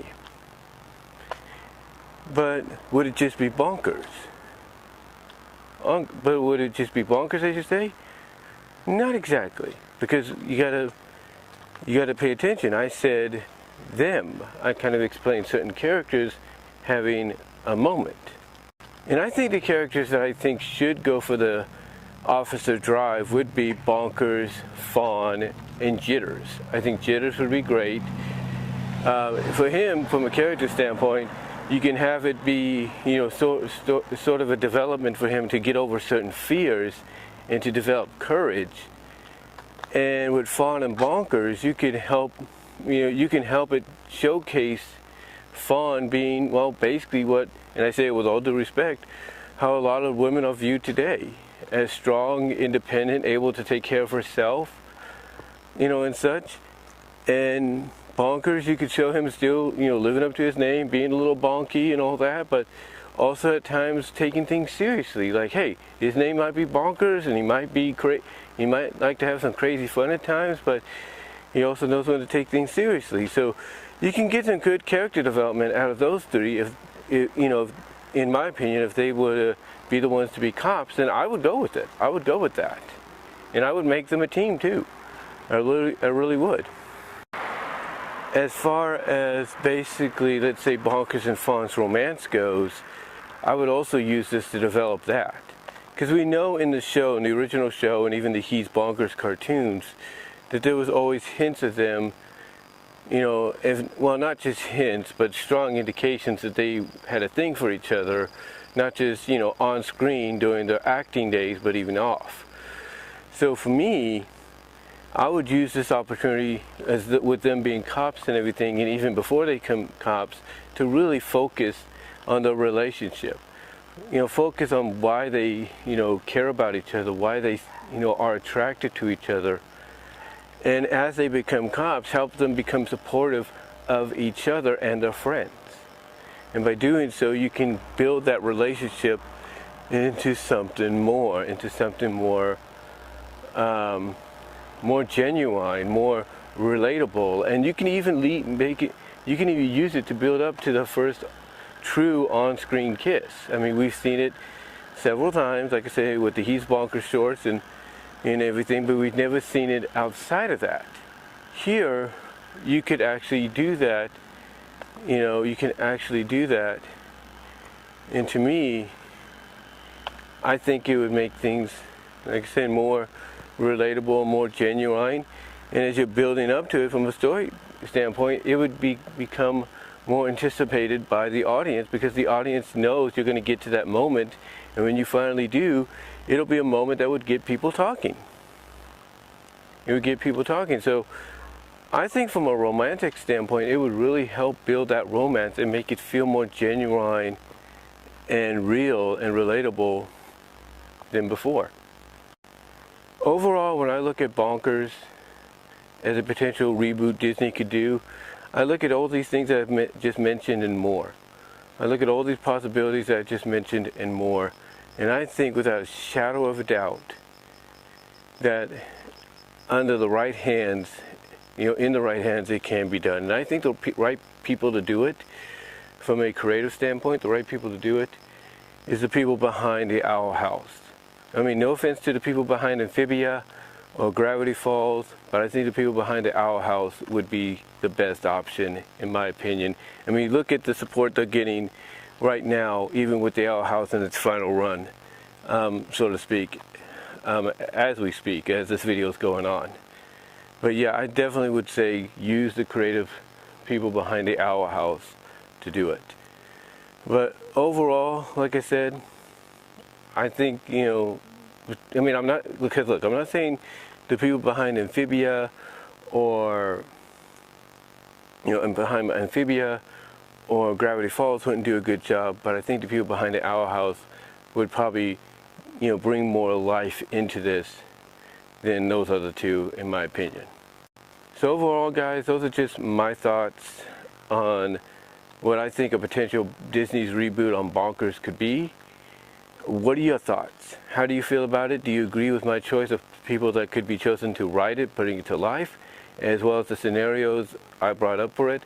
What are your thoughts? Comment below, live chat during the premiere, like the video, check me out at my Teespring store. Super thanks for being able after the video. Live chat will have super. Next year, in 2023, it'll mark 30 years since Disney's Bonkers debuted. Which is funny because as we speak right now, 2022, this time frame in particular, marks 30 years since Raw Toonage debuted. Raw Toonage was basically Disney's answer to Saturday Night Live. It was essentially an animated Saturday morning variety show, which was hosted by a variety of characters under the Disney umbrella. Characters like Launchpad McQuack, Goslin, Ludwig von Drake, you name it, Scrooge McDuck.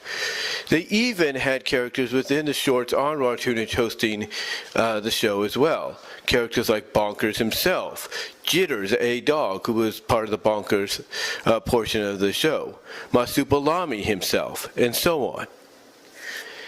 Even Goslin Mallard got in on the act as we speak when it came to hosting. But one of the shows out of that broke off into its own Disney afternoon show, and that was, of course, Bonkers. Bonkers, as I've talked about before in the history of Bonkers videos and essays, essentially was originally a animated cop show. Well, Bonkers was a cop on the LAPD, and his partner was the female Miranda Wright. There's even the original Disney Channel intro to the series floating around here on the YT, YouTube if you will, that shows that. Unfortunately, the original plans, as I've mentioned before, for the Bonkers Miranda version of the show didn't go so well. Behind the scenes, the animation that all the other episodes, all 65 of them, well, majority of 65 of them, came back pretty much disastrous. The animation was done overseas and they came back disastrous. Only 19 to 20 episodes made it out, and those were aired on the Disney Channel before it got repackaged. That is the Bonkers show. It got repackaged and pretty much became somewhat of an origin story for Bonkers on how he became a cop and basically who his first partner was outside of Miranda Wright. They did do the transitional episode New Partners on the Block, which basically would explain how Bonkers got Miranda as a partner outside of his original partner. But be that as it may, we need to talk about that origin story itself, going bonkers. Now, back in the 90s, Disney would always use the syndicated stations that were airing their content, mostly the Disney Afternoon. They would use the syndication during prime time, mostly on Thursdays or Friday nights, to air 1 hour, if not 2 hour premiere blocks for the new show. In some cases, they would air 2 hours of the 5-part or 4-part miniseries pilot for a show like Tailspin or Darkwing Duck or Chip 'n Dale Rescue Rangers, Gargoyles, you name it. The same was with Bonkers. Bonkers pretty much got a 2-hour block. He got an hour block to, his 2-part pilot, which was presented as a movie pilot. And then the other 2 were dedicated, believe it or not, to Donald Duck, because Donald Duck had made a guest appearance in the show. He's the only major Disney character outside of Mickey Mouse to, show up on screen in the series. The only difference, though, is that Mickey was off-screen while Donald was on-screen. So that kind of, I guess you could say, was a big deal. But with Going Bonkers, and I think I've talked about it before, the reason this movie pilot, uncut or cut, however you view it, I have the uncut version, so if I want to watch it uncut, I will. Basically, this probably has to be one of the more darker pilots they've ever done when you really think about it. You might say, well, the ending's not that dark. It's pretty silly and kind of underwhelming. But overall, besides that, it is kind of dark in its, in its presentation. I mean, first of all, you have Bonkers, pretty much, going, about his day, greeting fans who are lined up at his mansion, and then going from his mansion, his home, to basically the studio to do another short, basically resume filming on the short that ironically appeared before the Three Ninjas movie in theaters called Petal to the Metal. That's right, it's Petal, P-T-A-L, to the Metal. That's basically what it was, dubbed. But that was a short that was being pretty much used as a example of Bonkers and his friends doing their acting gig, if you will. Pretty much filming a scene.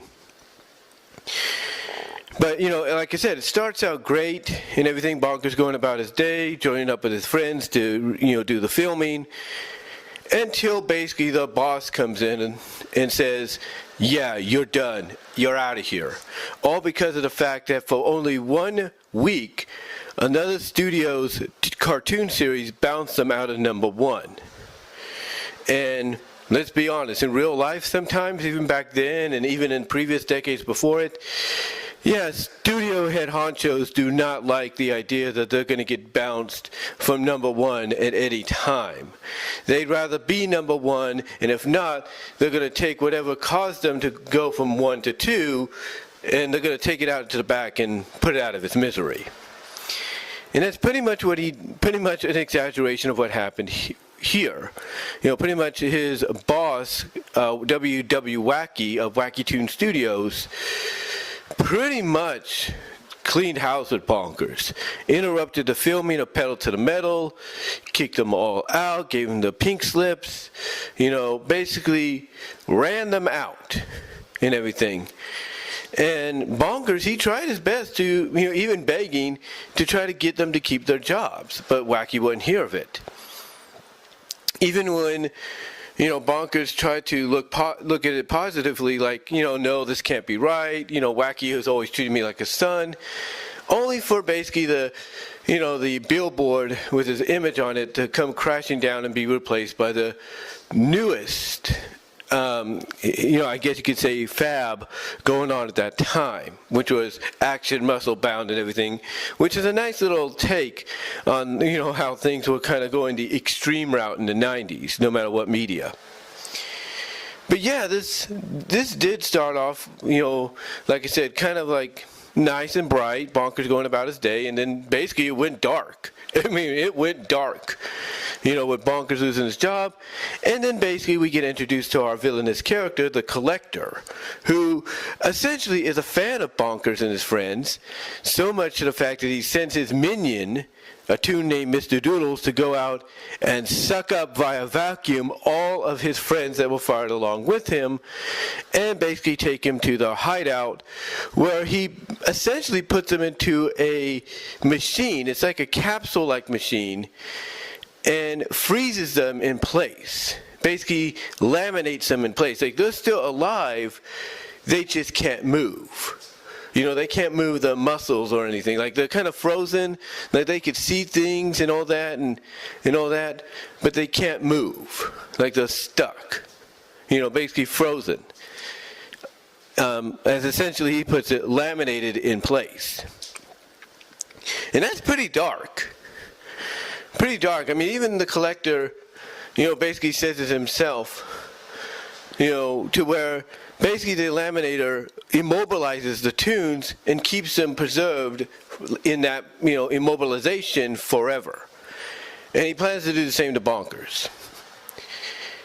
But the reason Going Bonkers is looked at as probably, in my opinion, one of the darker introductions fully to a Disney series outside of, let's say, Gargoyles and the 5-part Awakening pilot movie. The reason this is looked at as one of the darker ones, in my opinion, is because of the fact that Bonkers has to go through a lot of ups and downs to prove his worth as a cop. Mostly the fact that he has to basically win over the trust of Lucky Piquel, who is a cop, a street cop, if you will, who ironically becomes a detective. He's basically Olean, the parks and everything. And, he's trying to find, he's trying to find this burglar and everything that's mugging people in the parks and all that.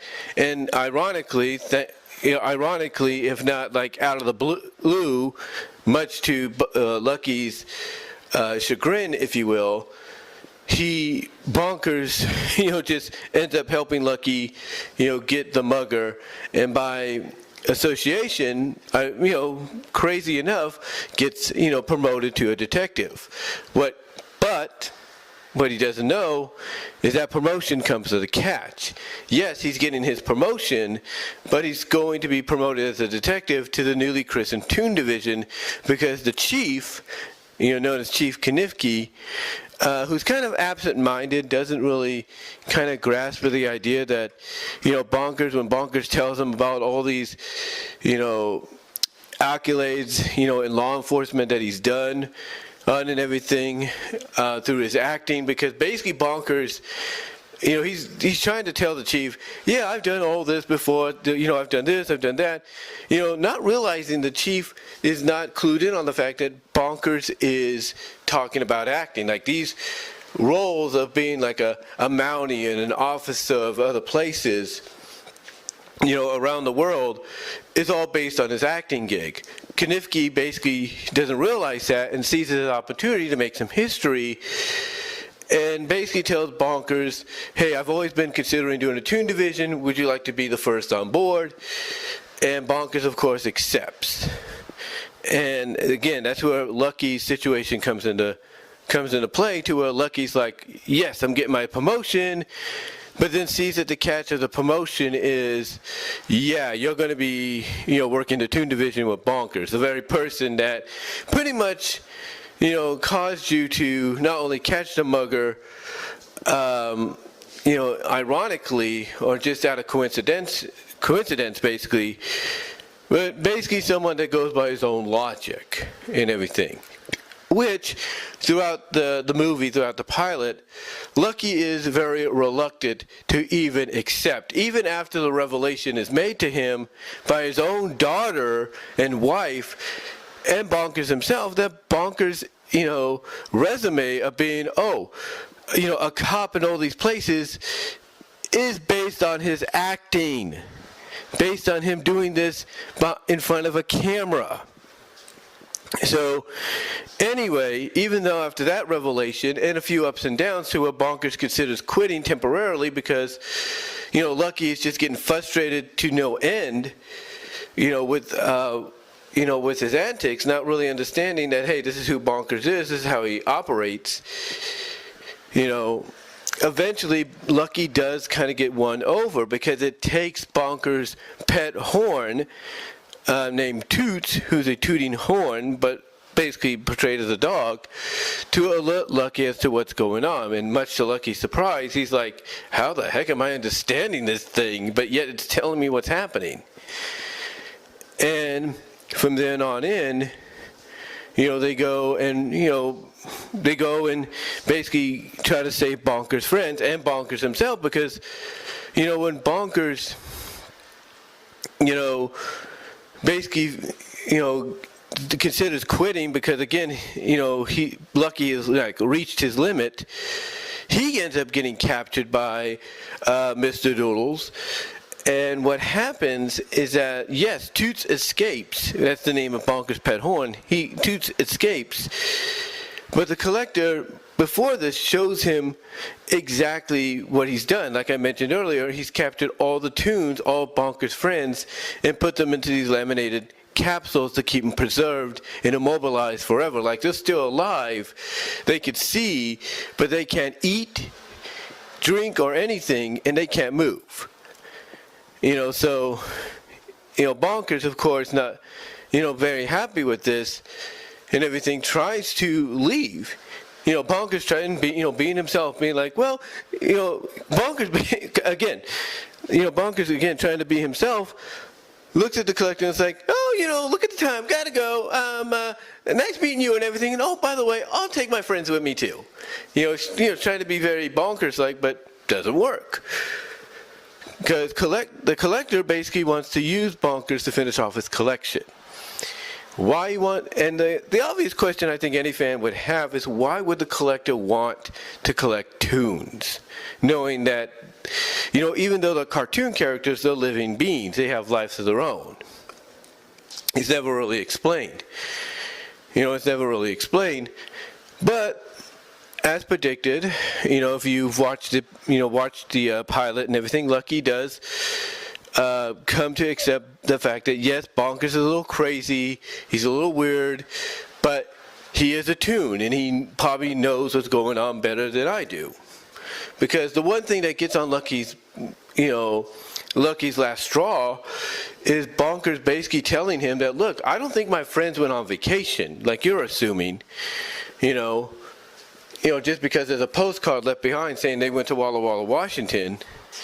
No, he's basically saying, look, if my friends, like Fall Apart Rabbit, went on vacation, he would take his suit. He would take his best things, like his best suit and cookies and all that with him. Basically indicating my friends went anywhere on vacation, they would take what they feel more comfortable with them. And again, that's what gets on Lucky's last nerve.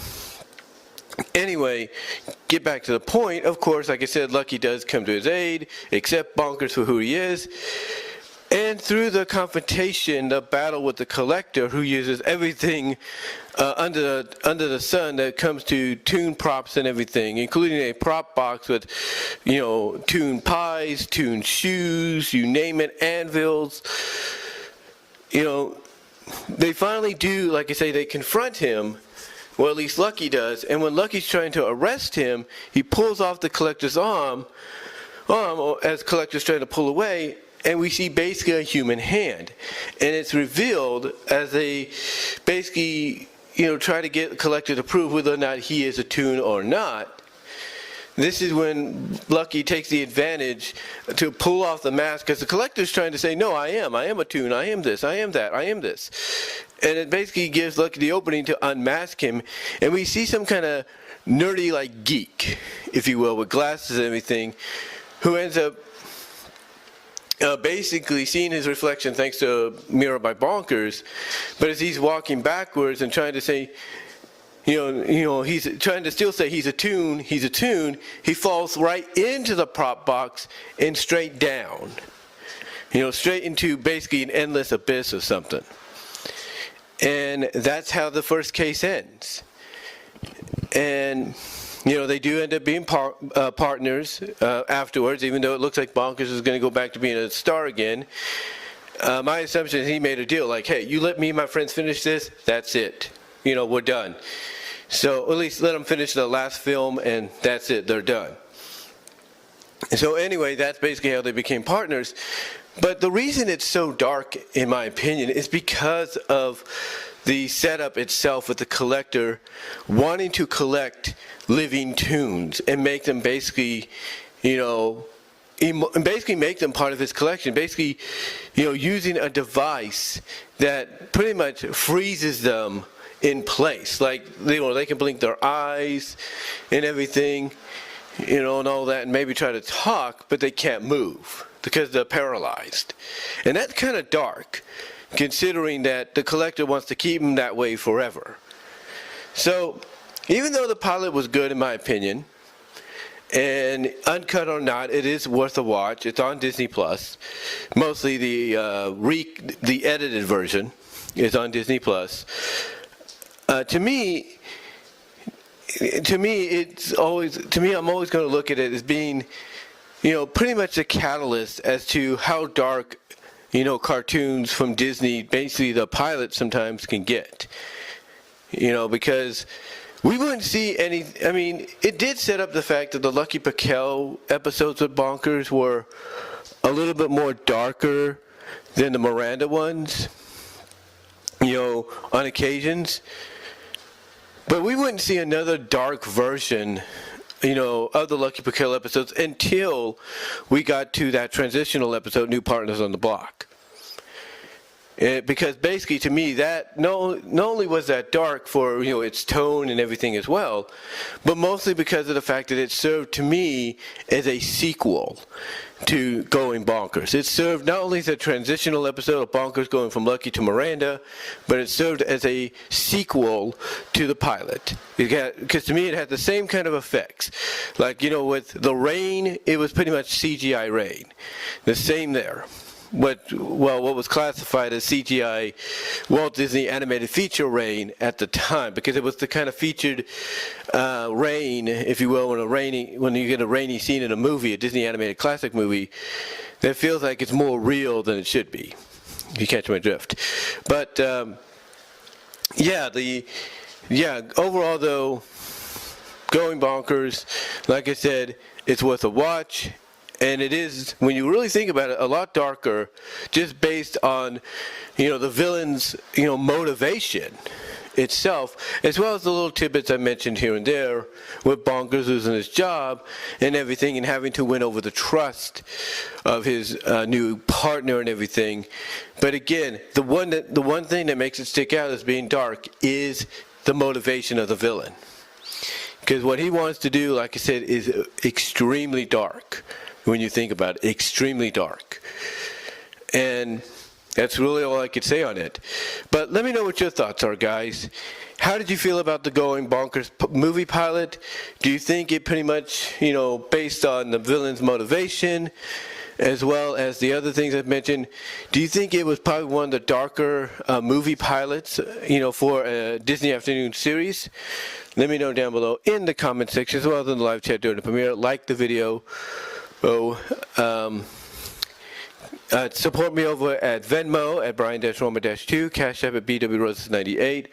Also, check out my podcast series, BW Rosas Discussions, all your favorite audio podcast locations except for Pandora, where you will get this and several audio versions of YouTube videos in audio podcast form to listen to wherever you go.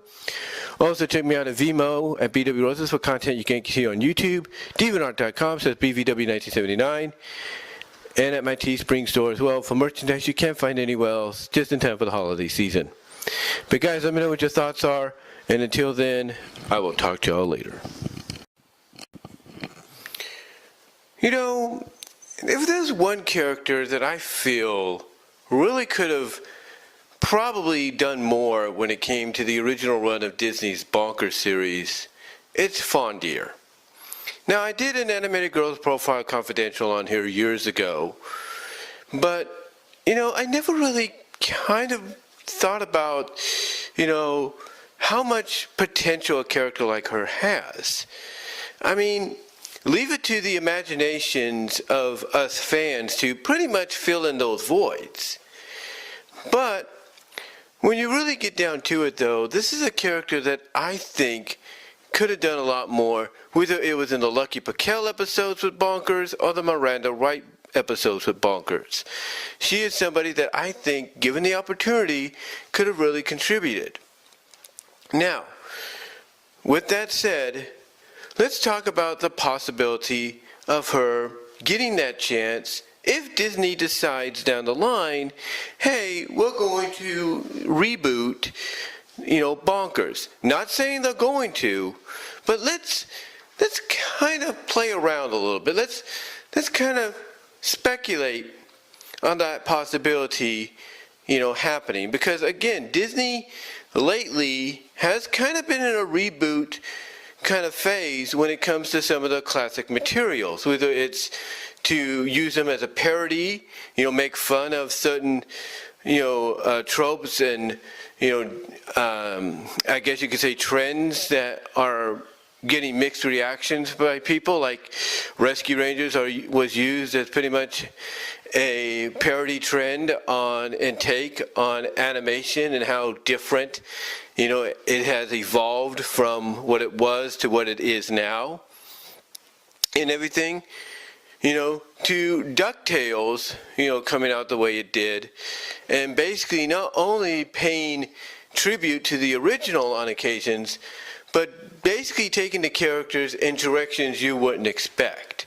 Like with Webby Gale, who would have thought, this Webby would be the daughter pretty much of Scrooge, outside of the original version of the original series.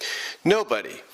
Who would have thought that the series of DuckTales would serve pretty much as the foundation for what people would look at as the Disney Afternoon television universe?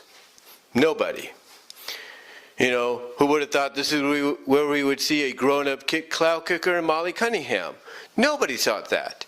So, the possibilities when it comes to reboots, new takes on classic Disney Afternoon shows, or Disney animated characters or animation period, the possibilities are pretty much limitless. So when you look at someone like, let's say, Fawn Deer as a character, you could definitely pretty much figure out that if they decided to, maybe take Bonkers and go that route, that she's a character that I think we all firmly can agree upon would get the opportunity to shine. I think we can all agree upon that. Now again, like I said, this is just mere speculation on the possibility of Bonkers getting, that limelight finally down the line. But that's up to Disney. But getting back to the topic of, what could happen, should it occur with the character of Fawn, again, like I said, I think she has the potential to do more than what we would expect from her. And to me, a reboot of the Bonkers series is all you would need to make that happen. But, the question obviously is people are going to have, is how would you present her? How would you present her and put her into a situation where she can contribute as more than just the romantic love interest that Bonkers goes gaga over and everything when he sees her, or just someone that makes sporadic appearances, to kind of, help tell the story for that episode and then they're no longer seen after that? How could you present her? How could you do something that's more than that? And in my opinion, with Fawn, you put her into a situation to where basically she finds out. Like, for example, if they want to redo the whole Bonkers and his friends getting fired deal as sort of the pilot for the new series, to me, Fawn could be the one that finds out the truth. Like, she could go and want to go talk to the president of the studio they're working for, I guess that interpretation of Wacky Studios, only to see something and overhear about something that pretty much spells the end for Bonkers and his friends. And what does she do? Being a friend, of them, as well as looking at Bonkers as someone that she considers more than that, because this Fawn would be not just someone that Bonkers crushes on, but pretty much the feeling would be mutual almost immediately. But I could see Fawn being the one discovering that they're about to get canceled and inform Bonkers and the others of what she's heard, only for them, maybe like Bonkers, to kind of be like, hey, you probably heard wrong, only for moments later for her to be proven right. So I could see her being like the catalyst that finds out about, what happens or what's going to happen to them as far as being released from the studio. I could also see her being basically someone that if they decide to do a similar pilot or a similar retake on the original pilot, I could see her being someone that actually does get captured but escapes. She escapes and she informs Bonkers and whoever his partner is, whether it's a new version of Miranda, whether it's a new version of Lucky, she finds a way to, locate Bonkers and explain to him what happened, where she was, what's going on, and everything. And then by doing so, she kind of maybe as a result, will eventually, and I think this would be the direction they would go with her, get herself a position on the police force as well as part of the Toon Division. So I could see her playing those kind of roles like immediately in the pilot. That's giving her more to do.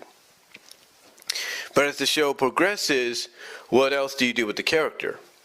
Well, I could see her having, if she becomes part of the police squad, the Toon Division, and she becomes basically part of a three-person team along with Bonkers and whoever his human partner is, whether it's Miranda or Lucky or someone new, I could see her, kind of being like that, I guess you could say that introvert, if you will, that kind of interpreter between both the human partner and Bonkers. Like if it's Lucky and Bonkers, I could see her kind of being like the middle ground, like kind of giving Lucky an idea of why Bonkers, believes that this is the reason, this is the way they have to do this, and why, Lucky should just let Bonkers do it.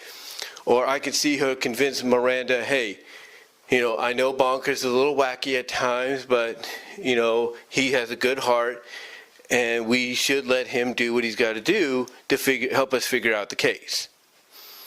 So, I could see her being like playing that role of being like an interpreter, being a peacemaker, or at least a translator between the human partner and Bonkers to kind of easily give the human partner more of a better idea of why Bonkers, thinks the way he does, acts the way he does, or believes, why they have to go and do certain things the way they should to potentially solve a case or something. Now, I could also see in this interpretation we could finally get more wackiness out of her. Now, when Raw Toonage was in existence, there were a few moments where you kind of got glimpses, of her being a little wacky. Like in the Sherlock Bonkers short that they did, which is also part of a compilation set on the Bonkers series period. When she goes to grab, because she's portraying the role of a princess of Domania. Princess of Domania, get it? Anyway, when she goes to present the necklace that she's wearing, all of a sudden her reaction is like, almost like very Tex Avery Looney Tune wise. And that's the only time we ever see her express like that a little bit. Now, as far as like Squash and Stretch, we do see that in, I think, Bonkers in Space? We see it there.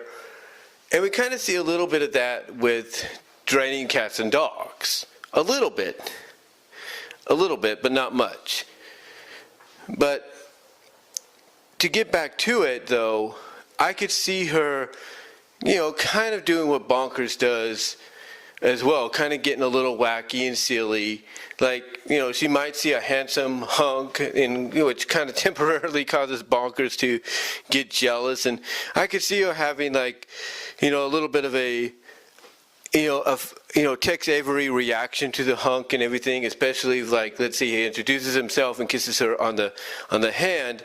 I could see her having the kind of reaction to where like her eyes would turn into hearts and everything, and all that upon seeing him. And then, like I said, if he kisses her on the hand, I could see her doing like, a lustful melt gag to where she basically melts into a puddle or something like that. With maybe only her ears, sticking out, or her face just sticking up or something. I could see her doing, those kind of things, because, like I said, it would show that there's more to this character than just what you saw in the original. So, to me, if Disney was ever to decide, to do a retcon, reboot, a retake on Bonkers, and include the same characters as before, I could see Fondier doing a lot more than just being the way she was originally. And some of the examples I just gave, I could definitely see, being the case, with her character in a reboot. I could also see several episodes being dedicated to her as well. I could see several episodes being dedicated to her as well. Probably focusing on her background, her history, if you will, and everything, how she got into acting, who her family is, maybe some ties she might have, to certain humans on the police force, certain humans that they've known for a while. Like, you could even have her, surprise everybody by saying she is very close with Pop's Clock, and he considers her like a granddaughter because how close Pop's Clock was with her and her family when she was young. You could do that too. So I could see her also getting solo episodes if they were to bring the series back and revamp it for a new generation. But again, that's up to Disney. That's up to Disney. All I'm doing, ladies and gentlemen, is just speculating on the possibility of something like that happening. Speculating on the what if scenario. But what do you all think? Do you agree with me on this? Do you think, if they were to revamp, bring back the Bonkers series for a new generation, that with Fawn being part of it, they would do a lot more with her, like what I've mentioned? What are your thoughts? Let me know down below in the comment section below. Live chat during the premiere. Like the video. Super chat, super stickers are open during the live chat of the premiere. Super thanks afterwards. You can also support me financially at Venmo at Brian-Warmer-2 and at Cash App at BWRoses98. Guys, I can really use the help there, honestly. As soon as possible. Also check me out and support me at patreon.com with the $1 or $3 tier. At Vimeo, you can find me there with content you can't get anywhere else at BW Rosas. Also, you can find me at BW Rosas Discussions, all your favorite audio podcast locations except for Pandora. You can also check me out at deviantart.com, so that's BVW1979, and at my Teespring store as well. But guys, let me know what your thoughts are. What do you think overall? Do you agree with what I had to say on it? Where I think they would probably take the character if they would bring back the Bonkers series? Let me know down below in the comments and in the live chat. Like the video, thumbs up the video, hit the notification button so you don't miss any content coming your way. And until then, I will talk to y'all later.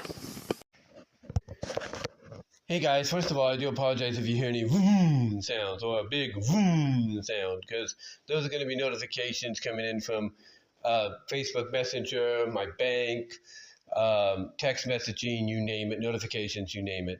So I do apologize about that in advance. But I wanted to come on here because recently Rowdy C, Chris Lee Moore, had re-uploaded one of his classic episodes from 10 years ago.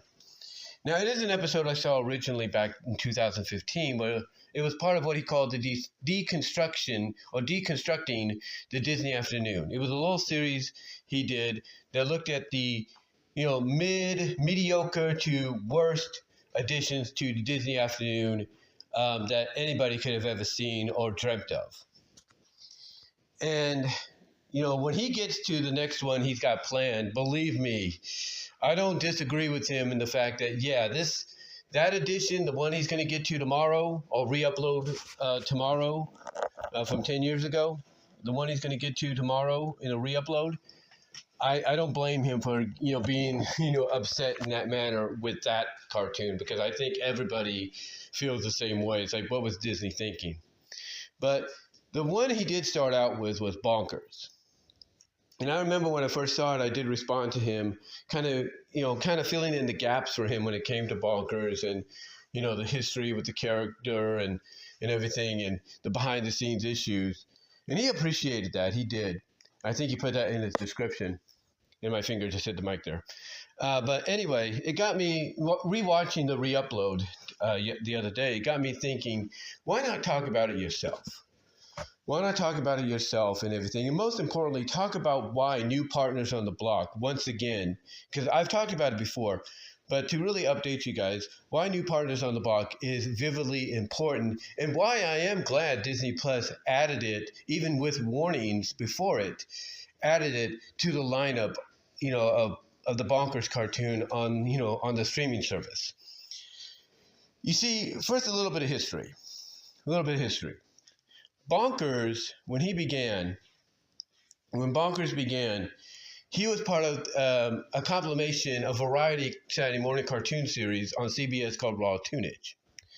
This is how a lot of us got to know him and his friends.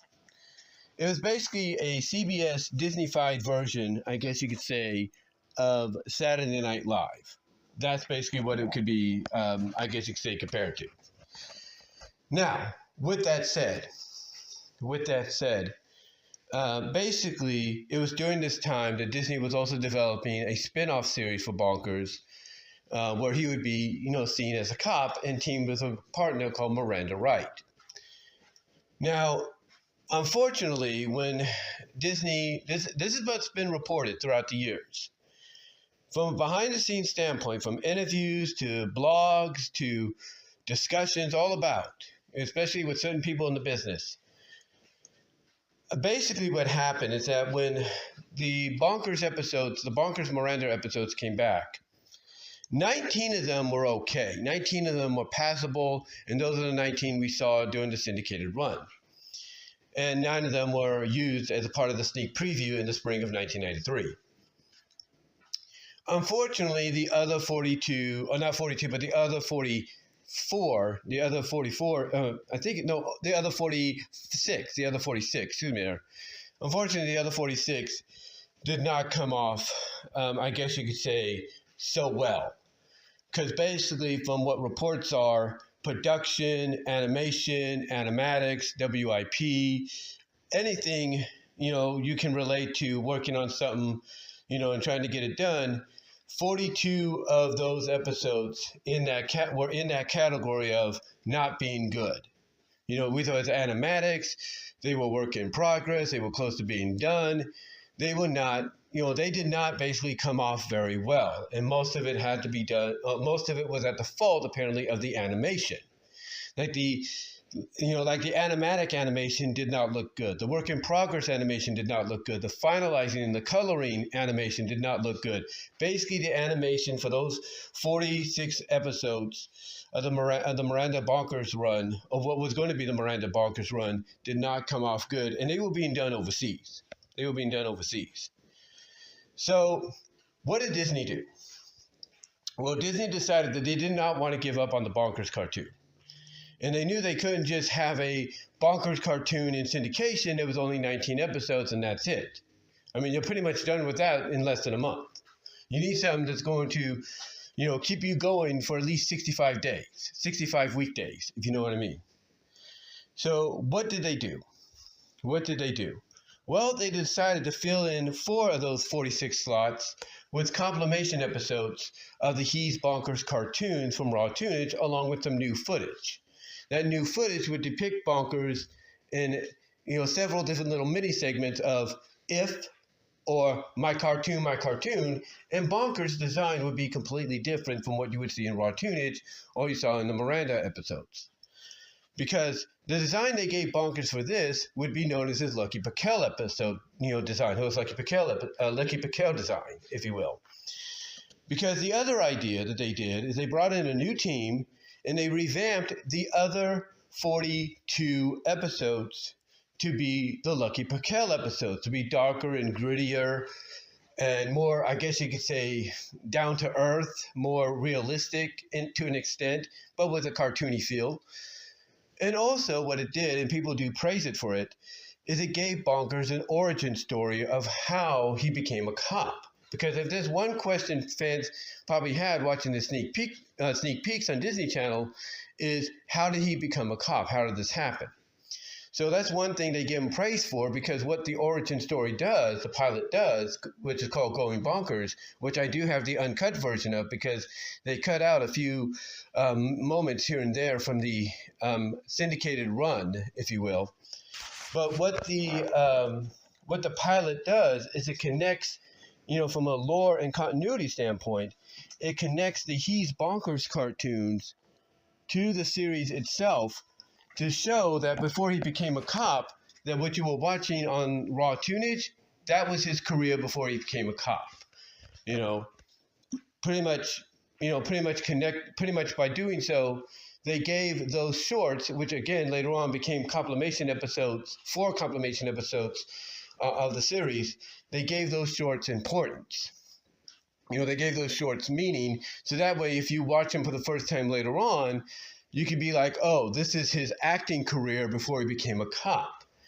And what's unique about it is how they actually tie it in, because one of the things we see Bonkers doing before him and his friends' world gets turned upside down, one of the things we see him and his friends doing is filming an animated short.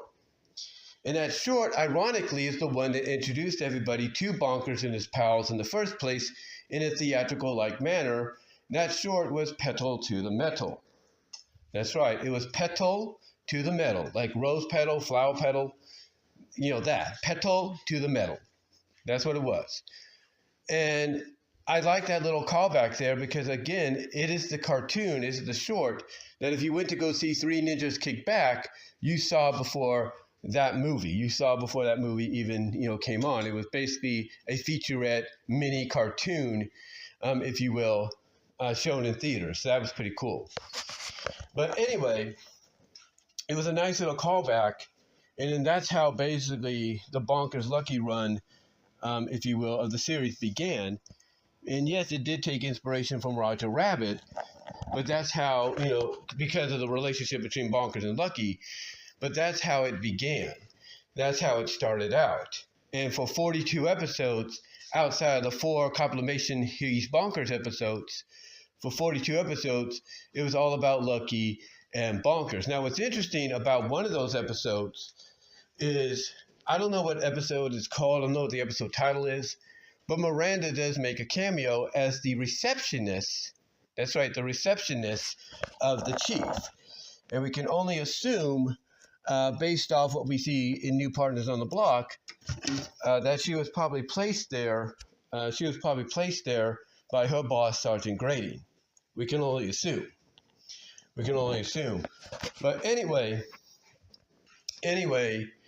basically, she does make a cameo as his receptionist. She does do that. And then I think several episodes later, we would get New Partners on the Block. But here's what's interesting. When you would watch it originally, when you would watch the series, trying to find what to say. When you would watch the series in its original run on syndication on the Disney Afternoon, here's what was interesting. Before New Partners on the Block, we got the first of the 4 He's Bonkers shorts. And that basically would tell you, because they did it again later on when they repeated New Partners like once or twice more. Because I think they re-aired it like once or twice more before it got taken off due to the Oklahoma City situation, and all that. And even before that, we had the World Trade situation. But obviously that didn't affect it because I think the World Trade thing happened, before the show aired? I have to go back and look. But anyway, basically, it didn't affect it as much until we got to Oklahoma City. And I think after the second rerun of the episode, that was the last time we would see it. And what that did, unfortunately, for New Partners, is it left a big gap opening and making people wonder, okay, how did this change happen? Now, and there are people that did this, because I actually got in contact with somebody that sent me the episode themselves so I can record it to DVD and everything, and I sent it back to them. Basically, the only way you knew that there was a change was if you recorded the episode initially when it first debuted. Now, with that said, getting on point here, before New Partners happened, you had the first of the He's Bonkers shorts, and you would know New Partners was going to be the next episode, especially when they reran this, because if you saw that come on, you knew New Partners was going to happen. You knew New Partners was right around the corner, and lo and behold, there it was. But unfortunately, thanks to the, like I said, thanks to the Oklahoma bombings and then coupled with, what happened years prior, that was enough for a lot of places, a lot of studios to take down very trigger-sensitive episodes from the lineup. And Bonkers was not alone in this. He wasn't. Tailspin dealt with it, with a couple of their episodes like Flying Dupes and such. I think Rescue Rangers dealt with it. You know, Darkwing Duck had episodes where they were trigger sensitive, and he's dealt with it. So there was a lot of episodes that, due to sensitivity, because of the tragedies that happened at that time and what happened later on, a lot of episodes would basically be taken down for the time being. It wouldn't be until later on when the Disney Afternoon, or not Disney Afternoon, but Disney Plus would come into existence, and as well as the physical release of a lot of these shows in complete form or semi-complete form, where we would see the episodes again. But they would have, especially with Disney Plus, they would have warnings on them. They would have warnings of, hey, it's going to contain, certain episodes are going to contain sensitive materials or sensitive subjects. And okay, fine, it's understandable that they have to put that, but even though it's understandable they have to put that, it's still good to at least know that they've realized that, hey, a lot of the audience that watched this back then, they're grown up, they're more understanding. They're going to want to see it again. They'll understand if we put these warnings and all that. So, as long as we get to see it, I don't think any of us would be mad at getting some sensitive warnings, some warnings and all that before the episode comes on. But yeah, it was after all that took place, and even afterwards, that a lot of Disney Afternoon episodes that dealt with this kind of subject were basically removed from the run, removed from the lineups, from the cycle, if you will. And again, I don't blame them for doing that, because, these are sensitive subjects, from a, very personal standpoint. We know that. But because of what happened in Oklahoma City, that second rerun of New Partners on the Block ended up being the last one. But again, the reason I bring this up is because for anybody that's wondering why it's so important, it's important because when they took it out the first time because of what happened, you got basically everything rerunning exactly as it would rerun. Especially you get Ski Patrol, right? You get the first of the He's Bonkers shorts that has Ski Patrol, Bonkers in Space, and Raining Dogs and Drain Pipes or something like that. Anyway, you knew you were going to get that before New Partners. But now, instead of getting New Partners, you go from that to the Miranda episode, Witless Protection. But even that got taken off due to trigger-sensitive issues. That got taken out due to trigger-sensitive issues. So you went from basically the He's Bonkers to Witless Protection, to that being taken away. So you went from Bonkers, or the He's Bonkers shorts with Ski Patrol, Bonkers in Space, and Draining Cats and Dogs. You went from all that, to having New Partners taken out, then Witless taken out, to now you had, I think, the episode basically, where they are escorting this stiff-lipped Sullivan guy to the courts and everything to find out what happened to these diamonds and all that, if you will.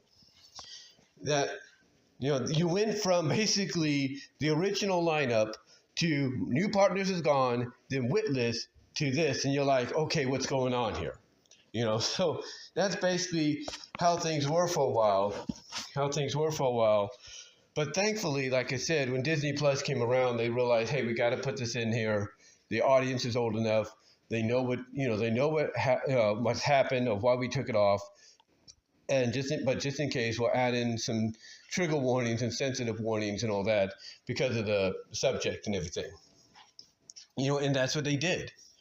They added in those warnings and everything because of the subject at hand. That's what they did. They added those in because of the sensitive subject. But yeah, He's Bonker. But yeah, New Partners on the Block is very, very important because basically without it, you're left wondering, okay, why does he have a new partner? And that's the one thing people were wondering for a while. If they were new to the show and they saw it later on and not during its initial run, they were wondering, okay, what happened to Lucky? Like, why does he have a new partner? Who's this Miranda girl? What's going on? They wouldn't know anything about what happened unless they looked it up online or they heard it from people that saw the show originally when it first came out. So, That would be the only way they would know about anything that occurred, occurred in the show as to why the change happened. That'd be the only way. Either they looked up the information, or they would find out from somebody that watched it originally when it first came out, and that was about it. But with that said, new partners is very, very important because of the fact that it is one of those rare transitional mid-season finales where a character in animation or live action show leaves the show for good. And that's mainly because of the fact that in live action, the actor or the actress wants to go on and do other things, or there's a dispute and they're like, hey, I'll agree to do this, but then I want out. And they would do it, and that would be about it. And sometimes the character would be written out in a very tragic manner. This happened in Boy Meets World. This happened in the revise of Roseanne, which became the Connors, and so on. This has all happened because of either, them wanting out or because of other reasonings, beyond their control. So basically, these changes would occur, and they would give some kind of explanation later on as to what happened. And usually, like I said, it'd be a very tragic one. But here, it was more along the lines of Lucky's been wanting a promotion. He got his first promotion from being just a patrol officer to a detective to now he wants another promotion to get out of the Toon division, right? He wants to do, something bigger. He wants to be like a private eye and so on and whatever, a sergeant. So he finally gets that promotion here, and that's one way they rolled him out, by giving him his promotion, but giving it to him in a way that it comes from someone that's not the chief. Instead, it comes from a higher district, that being the FBI in Washington, D.C. So he gets his promotion, and Bonkers ends up getting a new partner in Miranda Wright, who gets promoted from being a receptionist to a full-on officer. So there you go. Pretty cool. But yeah, basically, it's a very important episode because, again, you need these kind of episodes to happen, in a way to kind of explain why the changes happened, just in case someone might be new to the party and watching the show. And the other thing too is to establish, the fact that you're going to get the characters associated with Bonkers from the He's Bonkers cartoons on a semi-regular, if not regular basis, in the form of Fondier, his love interest girlfriend, if you will, his reluctant BFF, Jitters a dog, and his kind of frenemy Grumbles bear, or Grumbles grizzly, if you will. You are going to get them showing up on a regular, if not semi-regular basis, cameo, speaking roles, you name it. That was another reason why this was important, because it was going to reestablish them as the main cast again over Fall Apart, over Toots, and all of them. They were going to be reestablished, if you will. So yeah, basically when you get down to it, New Partners on the Block being a transitional mid-season finale definitely, has a lot of importance to the show because it basically explains and fills in the gap as to how Bonkers, went to having Miranda as his partner, originally, because that's how it was planned out with the original show, with the original cartoon, before the behind-the-scenes fiasco. That's how it was originally planned out, I should say. That's how it was originally supposed to be. And then, of course, like I said, the whole behind-the-scenes fiasco happened, and they had to change course, they had to change direction, they had to pivot, and we got what we got. So they knew to kind of answer that question of, okay, wait a minute, he had Miranda as a partner in the sneak peek. Who's this guy? What's going on? And basically, within the 42nd episode, we get the answer. So anyway, that's why it's confusing and convoluted as that sounded. That's why the Bonkers episode, the transitional mid-season finale, New Partners on the Block, has importance to the show. Why it holds importance to the show, and its history as to why it was basically removed from syndication, because of real-life situations, and those real-life situations being very, basically being portrayed in a fictional way, being very trigger sensitive to those that would watch. So anyway, I just wanted to talk about that. Shout out to Rowdy C of TV Trash. Check out his channel. I think you'll enjoy what you see, especially his re-uploads of his classic shows or classic episodes. Let me know what your thoughts are, guys, down below. What did you think when you first saw New Partners on the Block initially? What were your thoughts on it? What were your thoughts on it when basically if you were new to watching Bonkers? What were your thoughts on it when all of a sudden you went from Lucky to Miranda? Were you wondering, what's going on here? And let me know how you found out. Love to hear your thoughts and everything.